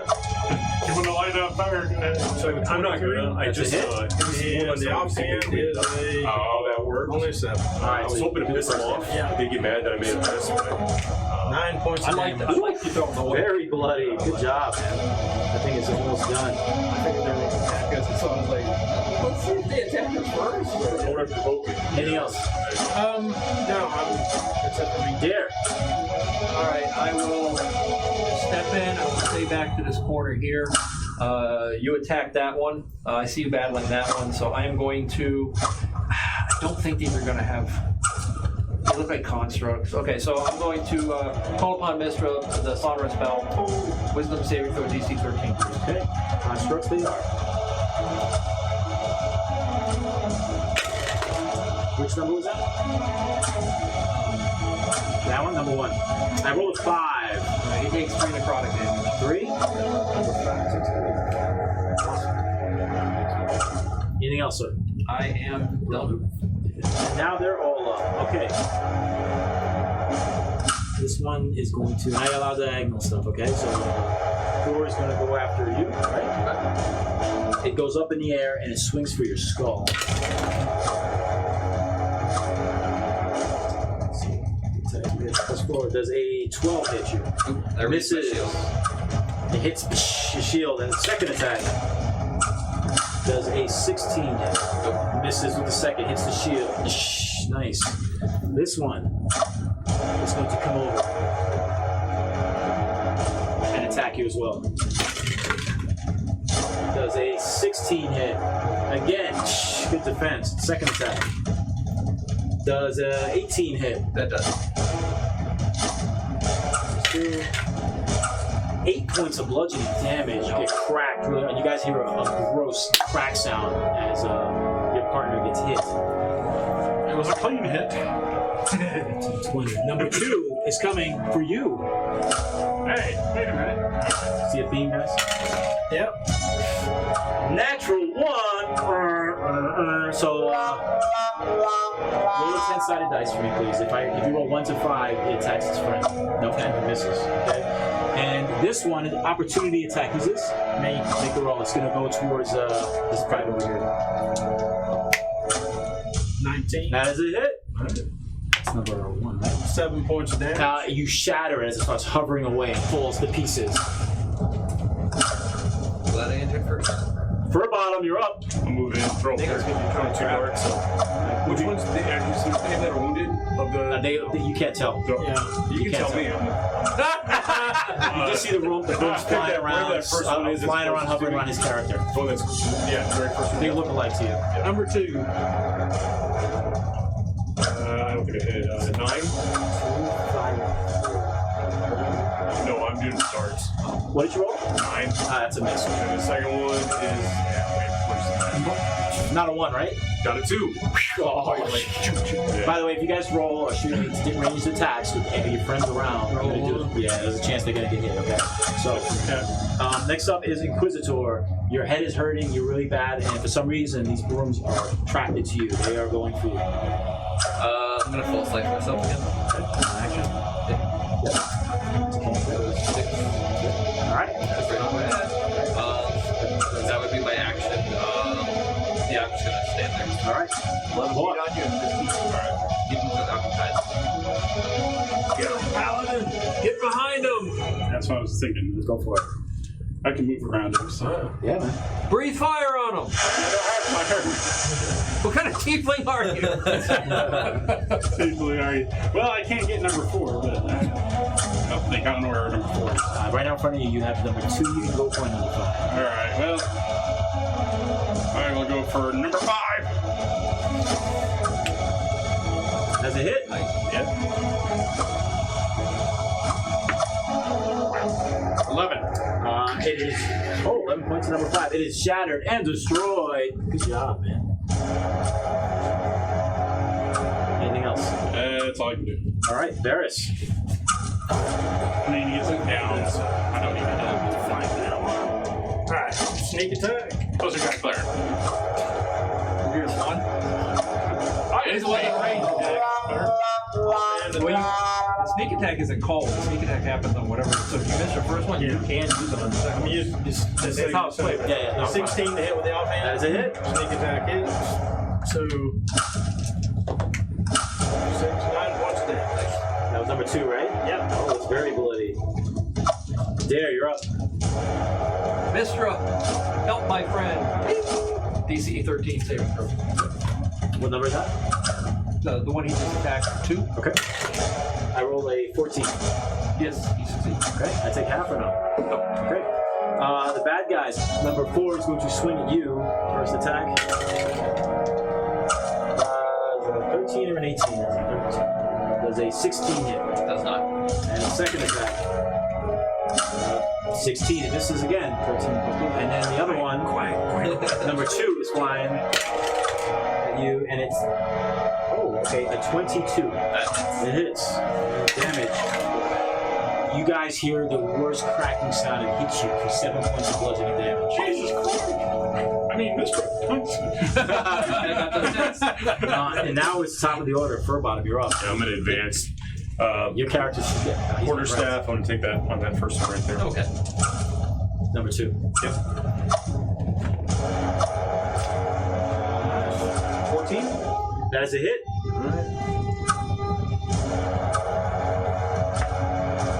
Sure beats mushroom, guys. 3 points. You destroy it. It shatters in pieces. That's 3 life. Inquisitor. You're dizzy and dazed. What do you want to do? Seems it is time to fight back. Longsword, swing at it. 14. That's a hit. 7 damage. Woo! Bloody. Big time. Oh, wait. Number 2, right? No. Number 4. Oh, okay. Number 4 took no damage. Okay, so yeah, it's down pretty low. Anything else? Oh, that's it. Walk.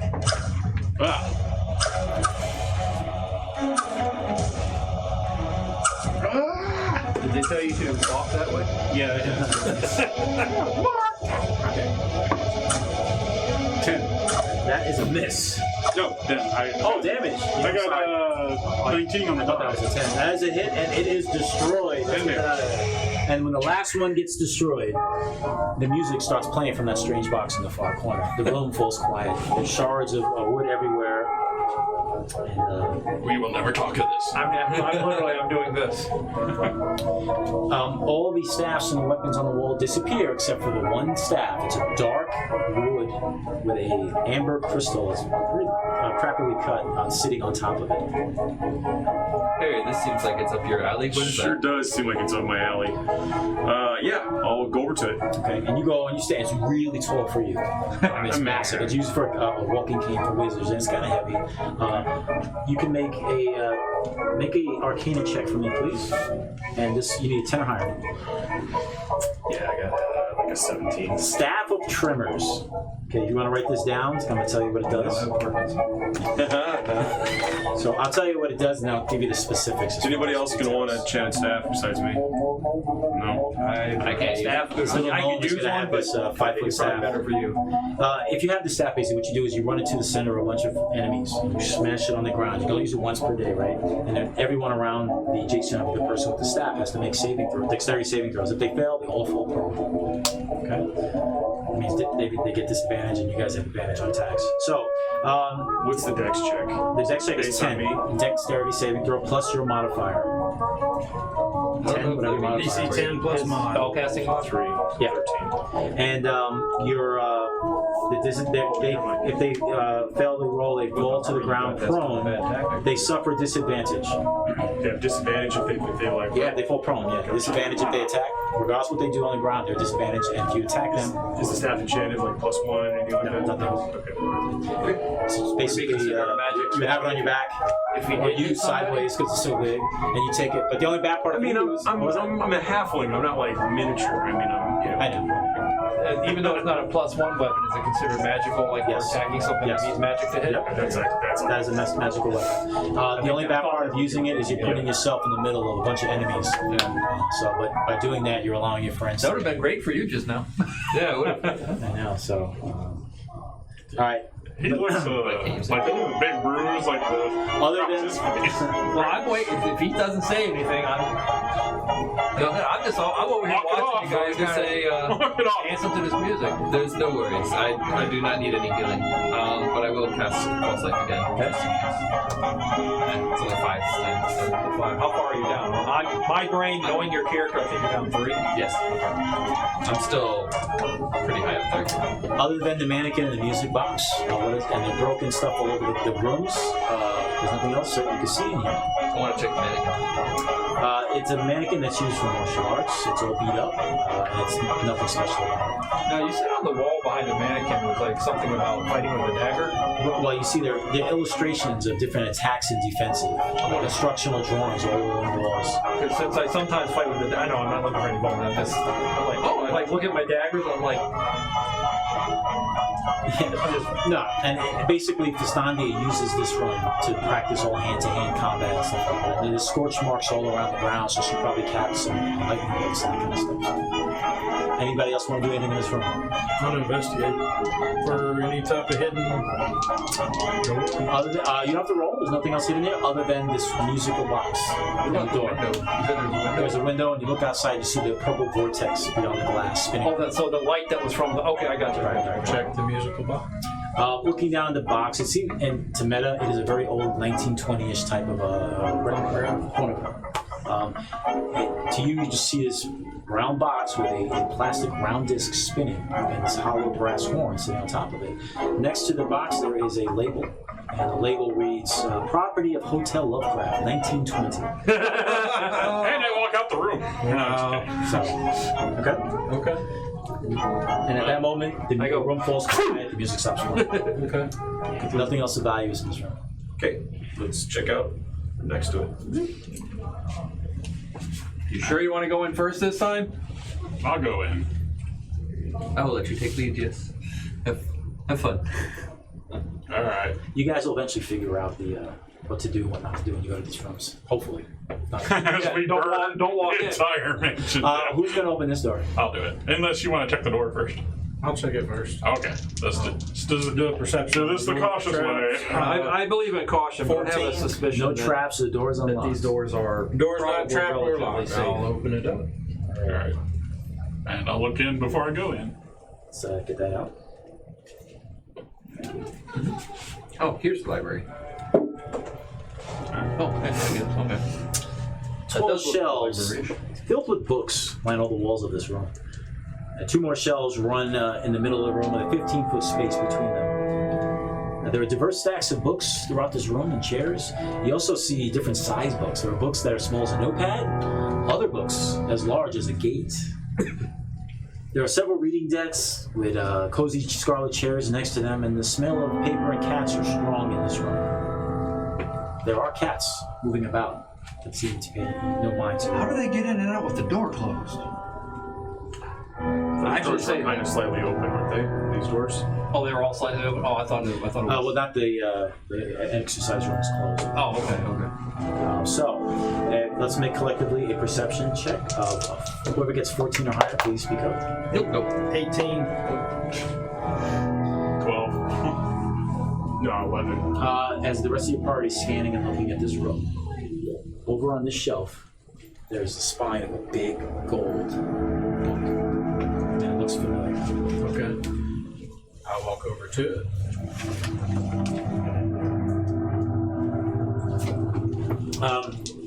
Which this is you? That's him. Yeah. As you guys see Varys slowly walking in the room, in which he didn't actually catch, you see two large books floating magically coming towards him. Very slow, and you think they may not be hostile, but then again, you never know. Are they open like that? Yep, they open and close, and they're pretty massive. They're about like 2 to 3 feet wide, and they hover as they get closer. And you painted numbers on them for it's pretty good. Varys, as you slowly walking, you notice more books coming around the corner, sort of like seeing what's going on. Those minis are And a final book Yeah, they are. floats down in front of the golden book right here. The rest of you guys see these large books. If you'd like, you make an insight check. This is a high one. If you got 18 or higher, I'll let you know what's going on. At 20. 18 on the die. 18. That's what. All right. So I got a 23. Yeah. You are very nervous. You don't know what these books can or what their intentions are, but they do not appear to be, for these high rolls, hostile at the moment. Okay. You've learned a few things in the last 2 rooms you guys were at. So. I'm not gonna. I'm gonna go directly to the golden book and say I'm gonna look at, and I'm gonna look at the book floating here. It's in front of. Yeah, it's between you and the golden book. Okay. May I'll try Elvish. May I retrieve the golden book? Make a persuasion roll, please.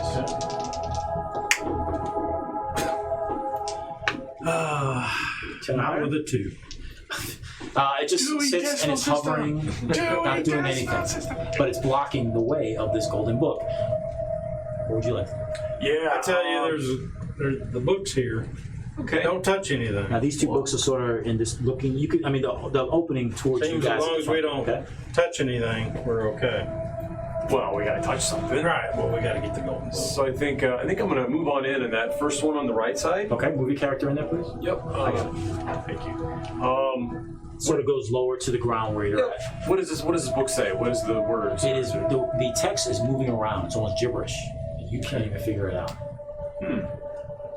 It's Even- constantly moving, like Rorschach from The Watchmen, the movie. How it was just that's pretty constantly good. moving. Yeah, I got That's it, what the yeah. text is doing right now. Okay. Well, the text. Tell everybody the text is just a picture of my parents fighting. But that's. Anyway, yeah. Can I make my way? Kind of try to get around him to try to get around the books to grab the golden book. You can. Yeah. And you're just walking by, right? Yeah. Okay.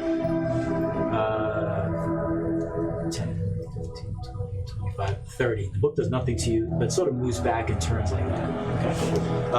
There. Alright. I'm gonna walk in. I heard you try and talk to the books. And I'm like, well, I don't know if they're listening to you or not, but we're gonna try something here. So I say, hey, books! You know why books are braver than scrolls? Because scrolls don't have a spine. And I wait to see if they react at all. They all burst into flames. Make a persuasion roll with advantage. With advantage? Yes. And get a high roll. My highest would be a 12. Nothing happens.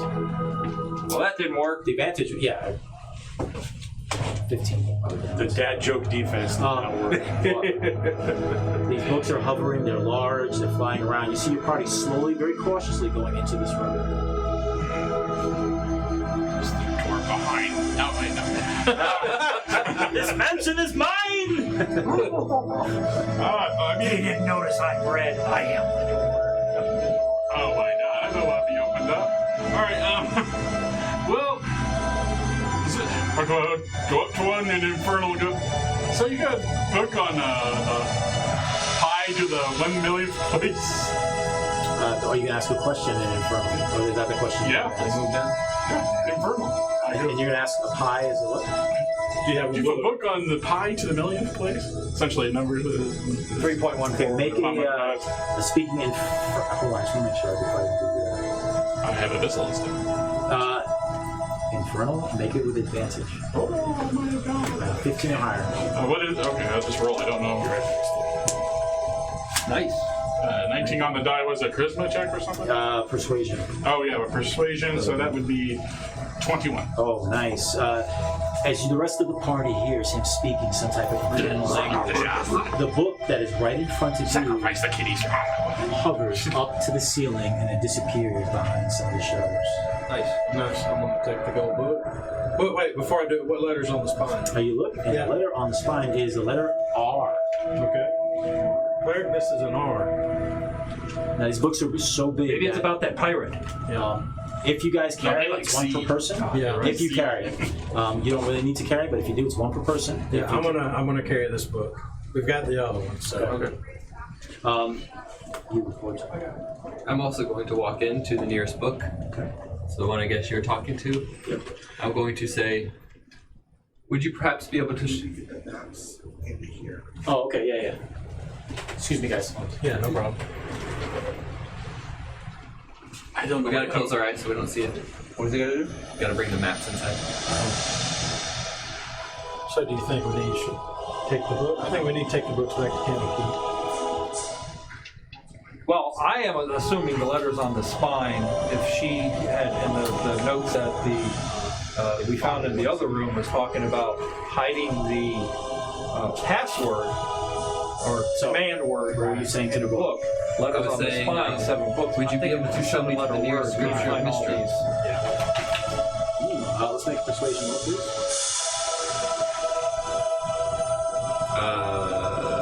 14. Mr. Charisma. This book turns 14. Yeah. Goes over here by the desk and just hovers. I'm going to go search for this thing.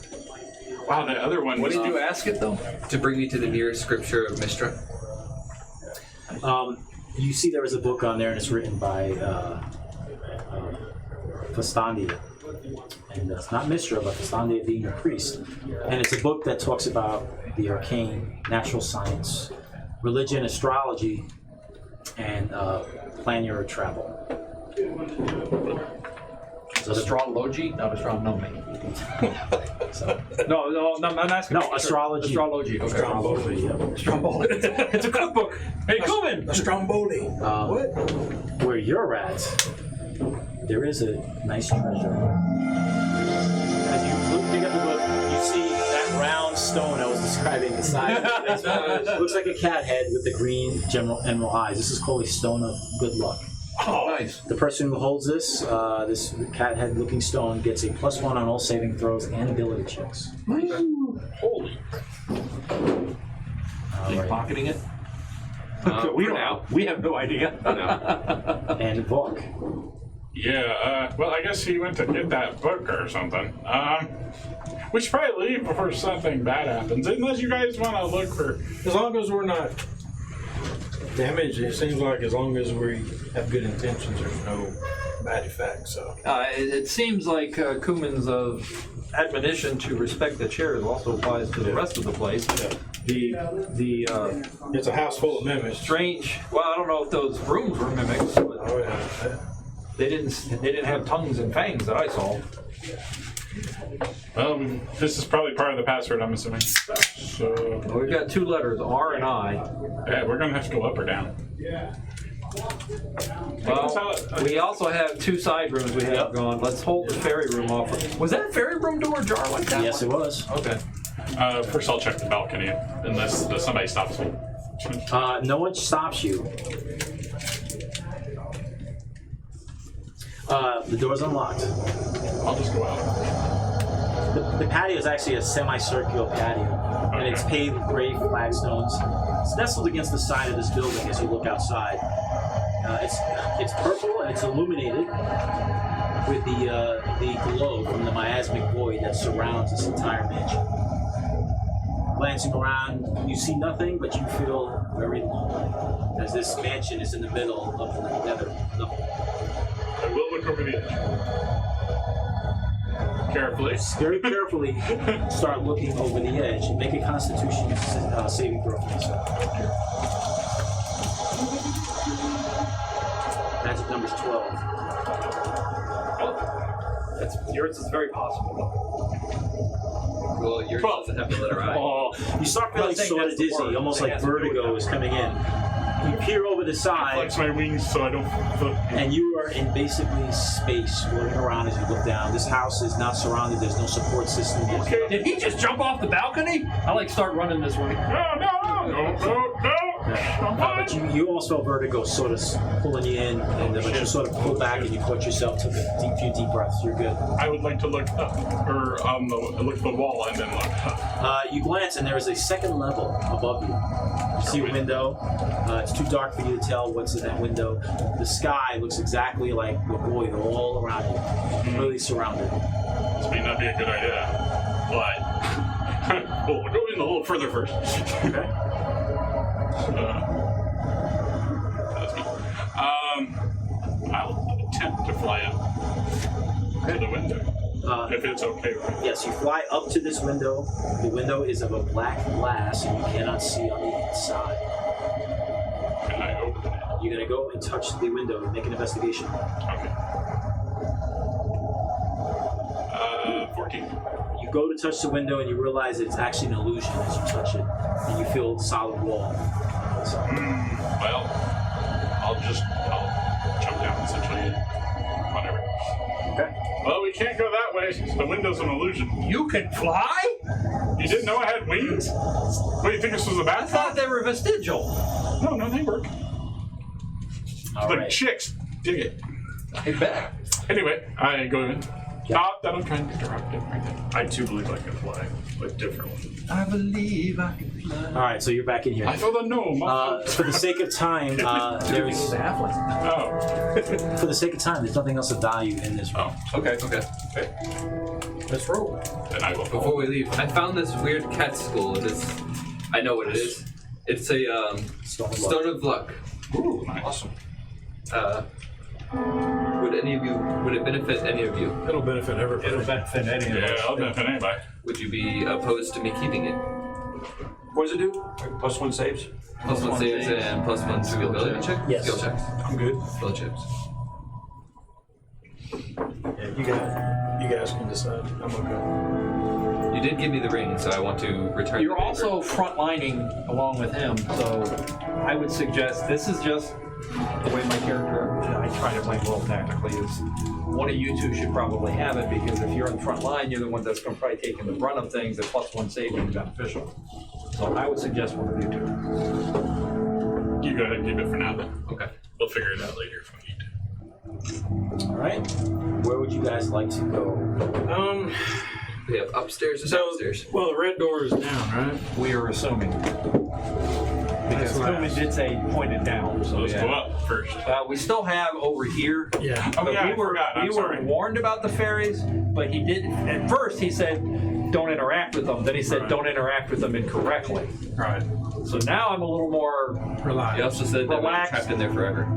relaxed to possibly go in there. I'll go in there with But my suggestion is, I think right now we're looking for 7 books. We've Right. got 2.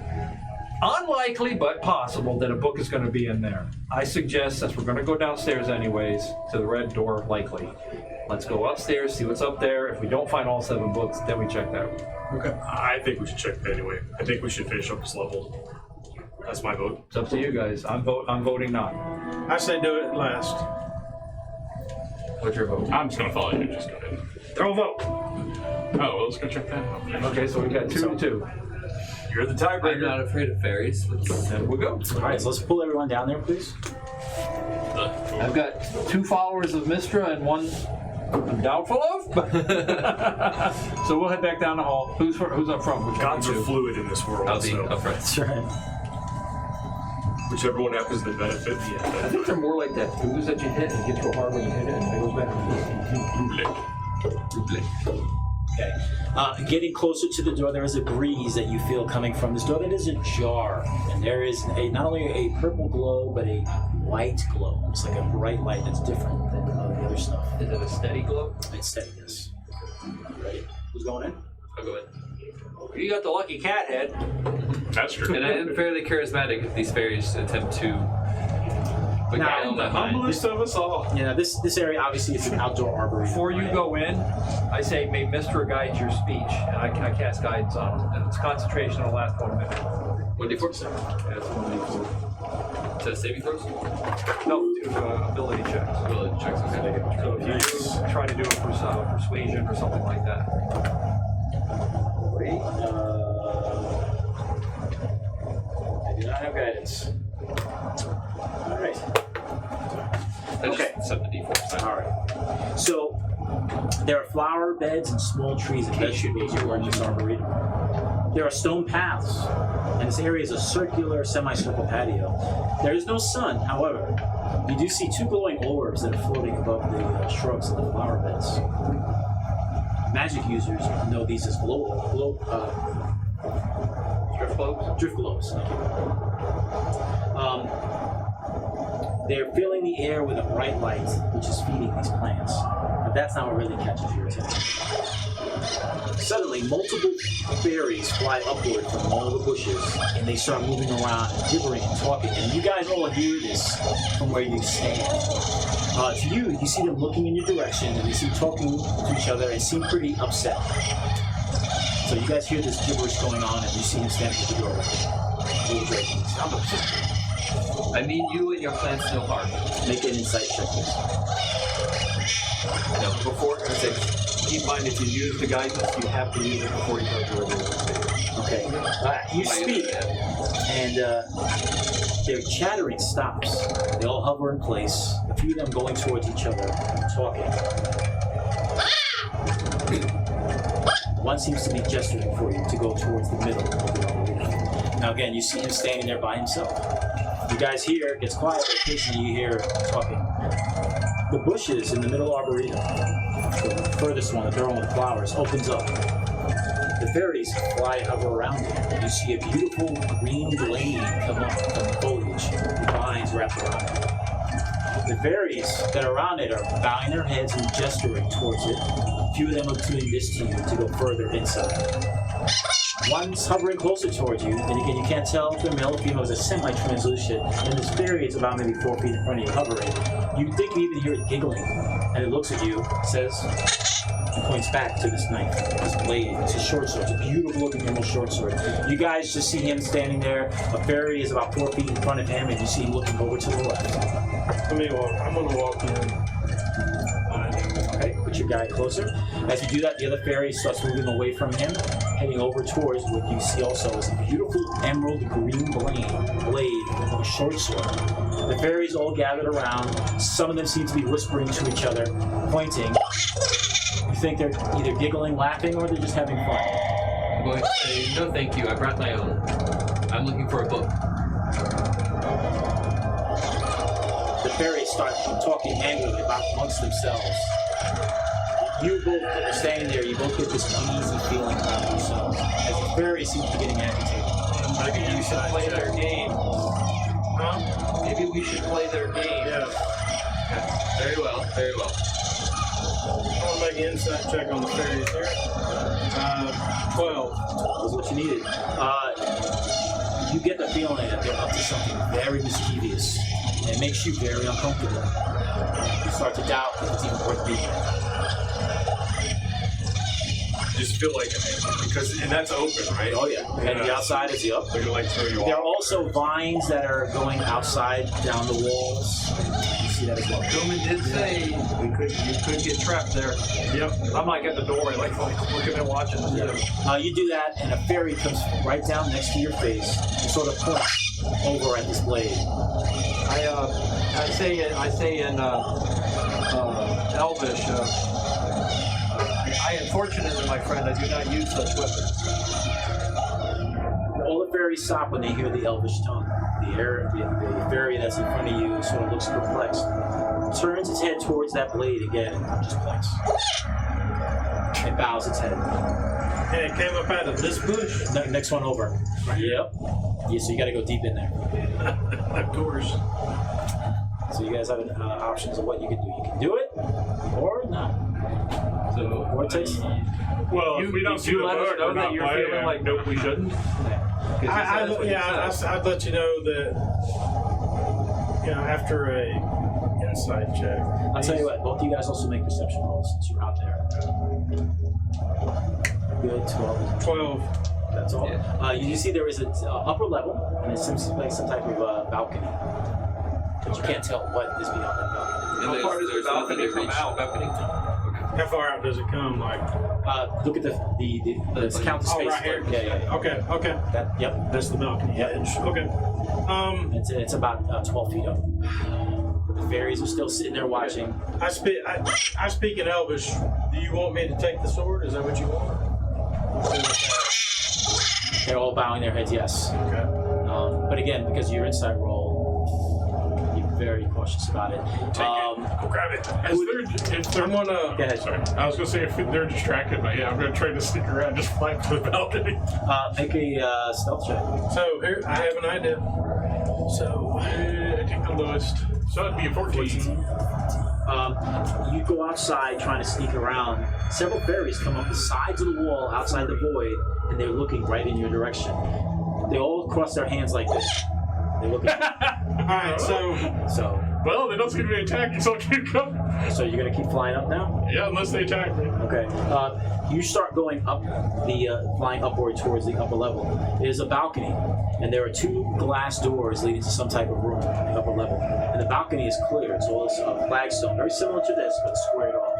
Okay. And it's double doors.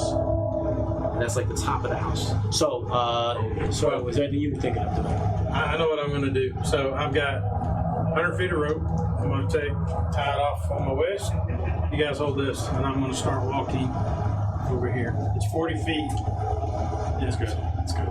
I just feel like they're trying to push you off. Or just... So you hold on. You're strong. I'm not strong at all. I have an 8. I got an 8. I have an 8. I have an 8. I got a 16. There you go. Back there. Why, sure, I'll hold the rope, Varys. He's flying above you. Okay. You start walking out. You did the rope. Yeah. Anybody holding on to the rope? I've got the rope, but You start making your way. And you can tell Walking right up, yeah, I'm walking. it's exciting the fairies as they see you getting closer hang to the that rope side. out as you go. Who's holding the ropes? So, Us two. you I'm 3. inside the door, you're still outside. Anybody get a perception of a 14 right now? You 3. 1, 2, 3. I got a. Roll now, yeah. I got a 15. Yes. 10 plus 5. 21. Yeah. As you see Varys slowly going around the corner, the bushes begin to be moving. A little unnatural, not with the wind. You also see the shrubbery around all the walls and the flagstones are starting to move, almost like they're going towards him. You're about to become plant food. I hollered through. It makes you all uneasy. From where you're at, you look down and you can see all the shrubbery moving, but you also see plants growing up the sides of the walls outside, going upward as he's going deeper and deeper. They can't see it, but you can see it clearly. It's like it's spreading. The plants are coming for you. Can we do an action or?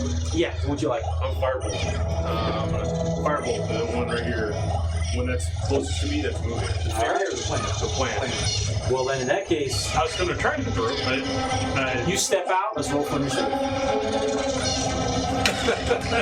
they're attacking. We're the best investigation team ever. Roll very well in initiative. The fairies are attacking, or what? I'm sorry. I can't roll for initiative. I'm a cleric. I don't mind going last, to be honest. But All right, who got a 15 to 20? 19. Jesus Christ. I rolled a. Anybody got 15, 10 to 16? 11. What's your initiative? +2. Okay, you go first. And Dave's last. and I'm playing golf. I got a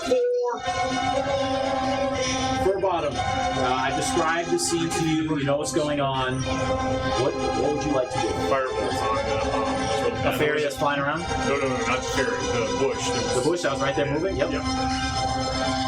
I rolled a 9. The firebolt, gold actually shoots out, but dissipates as it hits the atmosphere. Yeah. Okay. The orbs that are up there, they seem to pulsate and get brighter. Anything else, sir? That's it. Okay.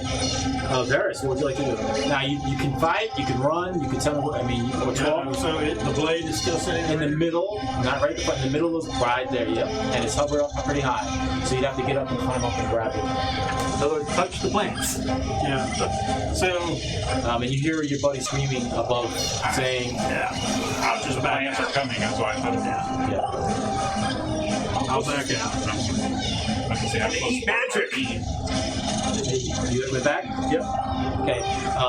And in doing so, the rest of you see all the plants begin to settle down, and the fairies are still upset though. But the plants stop moving and got crazy. The orbs are dimming, but still bright. Inquisitor. I want to test something. I'm going to try and Eldritch Blast one of the orbs. Okay, go for it. I'm glad I'm inside the building. Do what? Use 14? my face, my misty step. Oh, yeah. Teleport back. That's what I was going to It hits. 9. It shatters and falls to pieces. There's one orb left. The fairies are still flying about, agitated. Which orb did you hit? The one closest, yep. Anything else? Does it look like the plants are like... No. Plants look fine, they're not moving. It's normal. I kind of like call out to you and say, I hope those aren't the thing keeping these plants going, because if we're stuck here and that's where our food comes from. It's walk is up. Okay, I'm at the, I guess, at the edge of the balcony. And then the orb is. There's one over there to the left, Yeah. and the one has been shattered closer to the How high right. is one left? That one's hovering, say, 10 feet up. Okay, I'll like sort of dramatically glide off with both hands. Shatter it. Strike it. All right, make the roll, please. Be +5, 15. And you hit it, and it shatters. The area is no longer brightly lit, but it's the green glow of the miasmic energy. And I do a hero landing. You know, it's bad for your knees. Where are you landing? Near the orb, probably, because I only have so much movement. So I don't. Right there? Maybe tell me. You're up I'd be a little farther. I was saying, if you were here, you kind of went. And I leaped off where the orb You was. could be further out. towards Yeah, the right side. there. Yeah, right I there. don't know if I want to, but you said that. That's fine. That's probably what I do. Okay. Unless I dash. I don't think I can. No, because you already made your attack. Oh, yeah, you're right. I think it's a good thing to get wings. It's hard to tell how many fairies are out here. You look at maybe possibly 2 dozen. At this point, 4 fairies fly up. In an instant, there are 4 drift globes now floating in the area. The place is illuminated bright. Well, don't break those! The fairies are all flying about now. They seem very agitated. They calm down. It gets quiet. The blade is still there, and one fairy's asking one of you to come and grab it. And you are actually the closest at this point. So right now you're there. You see this blade. I don't understand Elven. So They're not talking to Elven, they're just Oh, okay. gesturing. They're telling you there's point action to grab the blade. Huh. Magical sword. Okay, I'll grab it. you're gonna climb up and grab it. Yeah, Or fly up. fly up. And first I want to try to impress them with my wings. Okay, now they're not flying. You grab it. It's an illusion. The plants come up to swallow you. Let's do group initiative again, please. Actually, no, I'm sorry. We're going to keep the same order. We're going to start with Mr. Furbottom. Yeah, play the the bard. orbs were the magics. Me too. I'll try another firebolt on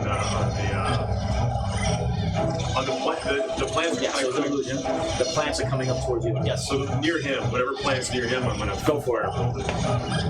Dang it, that's fine, guy. 19. That is a hit, and roll for damage, please. So it does. The orbs were stopping the magic. Oh, you're hitting the orbs? No, he's going to plant. Yeah, that's what he said, the plant. Yeah. 3 points. He was thinking that the Fire orbs damage were or stopping something. damage earlier. Are they especially? No, these aren't. Yeah, you're not going to get the. They're not attacking as far as a creature that would have vulnerability. So 3 points. 3. Yeah. There's a fire beginning to occur, to manifest itself. Varys. So I will step over here. And where did you shoot your firebolt? Near him. I'm sorry, near him. Yeah, some over there. Yeah. Alright, so if there's a plant here that seems Yep, alive, that's like a root system, I'll fire an arrow at it. 17 on the die. That is a hit as it sails into the bushes. Roll for damage. 9.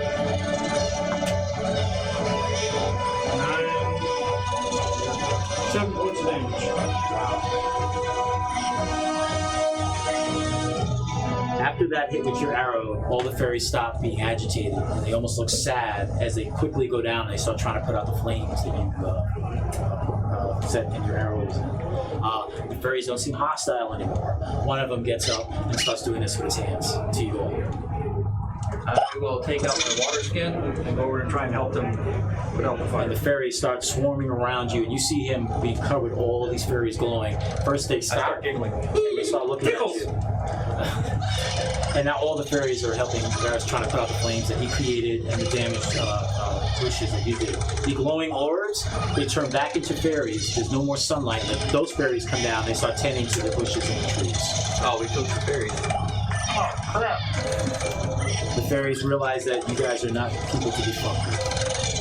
So the fire's out. You've helped fix these things. It falls quiet as the fairies sort of go upward and they watch. Do they speak Elvish?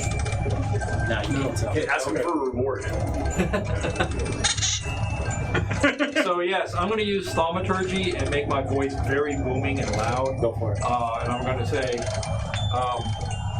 this is a edifice dedicated to Mistra. I am an emissary of Mistra, a seeker. We are seeking your aid. Any help you can give us. Praise to unravel the mysteries of this house of the Lady of Mystery. Praise be to Mistra. That's a way to pull rank. Remember, Porky's so sad. They're so very. The fairies all gather around So almost like much a more football. fire over there. One of them flies closer towards you, and with his glowing translucent hand, holds up, does this, pointing down, and does this with his hand in his finger. Don't go down. Goes back with the other fairies. And the other fairies start tending to all the plants, being very careful about it. Is there any food on these plants? No. Yeah, there's some vegetables, but they don't have Before I land, I'll probably check the windows, but I'm sure they're an illusion at this point. You look up, and they're not. And it's a glass, and what you can see, it looks like it's a bedroom. There's a canopy bed in the corner, there's a door that's closed, there's a dresser, and there's 2 glass doors. Well, we already got a rope. Hey, yeah. Do you want to take a shortcut? Maybe when you're up there, with the investigation roll. Game for that. And go upstairs and pull some. 7. Yeah, it just looks like a door, regular door. Yeah, I'll just toss you the. Oh, well, I'll come down if you want me to. Can you fly up carrying him? Well, in this armor, it probably. No, He's an I'm elf. gonna say no. Nah, I'd say no too. Yeah, I mean, I'll just get the rope and I'll help you guys out there, and I'll go tie it on. I don't know if there's anything to tie it to, or I can just stand there. Out on the column. There you So, go. are you guys all agreement to climb up a rope and Yeah, go we're straight to the top? Yeah, we're gonna do that one. Sneak attack. I mean, investigate. I have anger issues. I'm trying. I'm the therapy. That's obviously going on there. Just for the sake of argument, you guys are all up top. We're going to take a quick break while I set this next setup. Okay. If you don't like me using the wings, I'll stop. No, you got them. That's what they're for. Okay. All right. Walter, we're going to take a break and set up the next step. So, give about 10 minutes.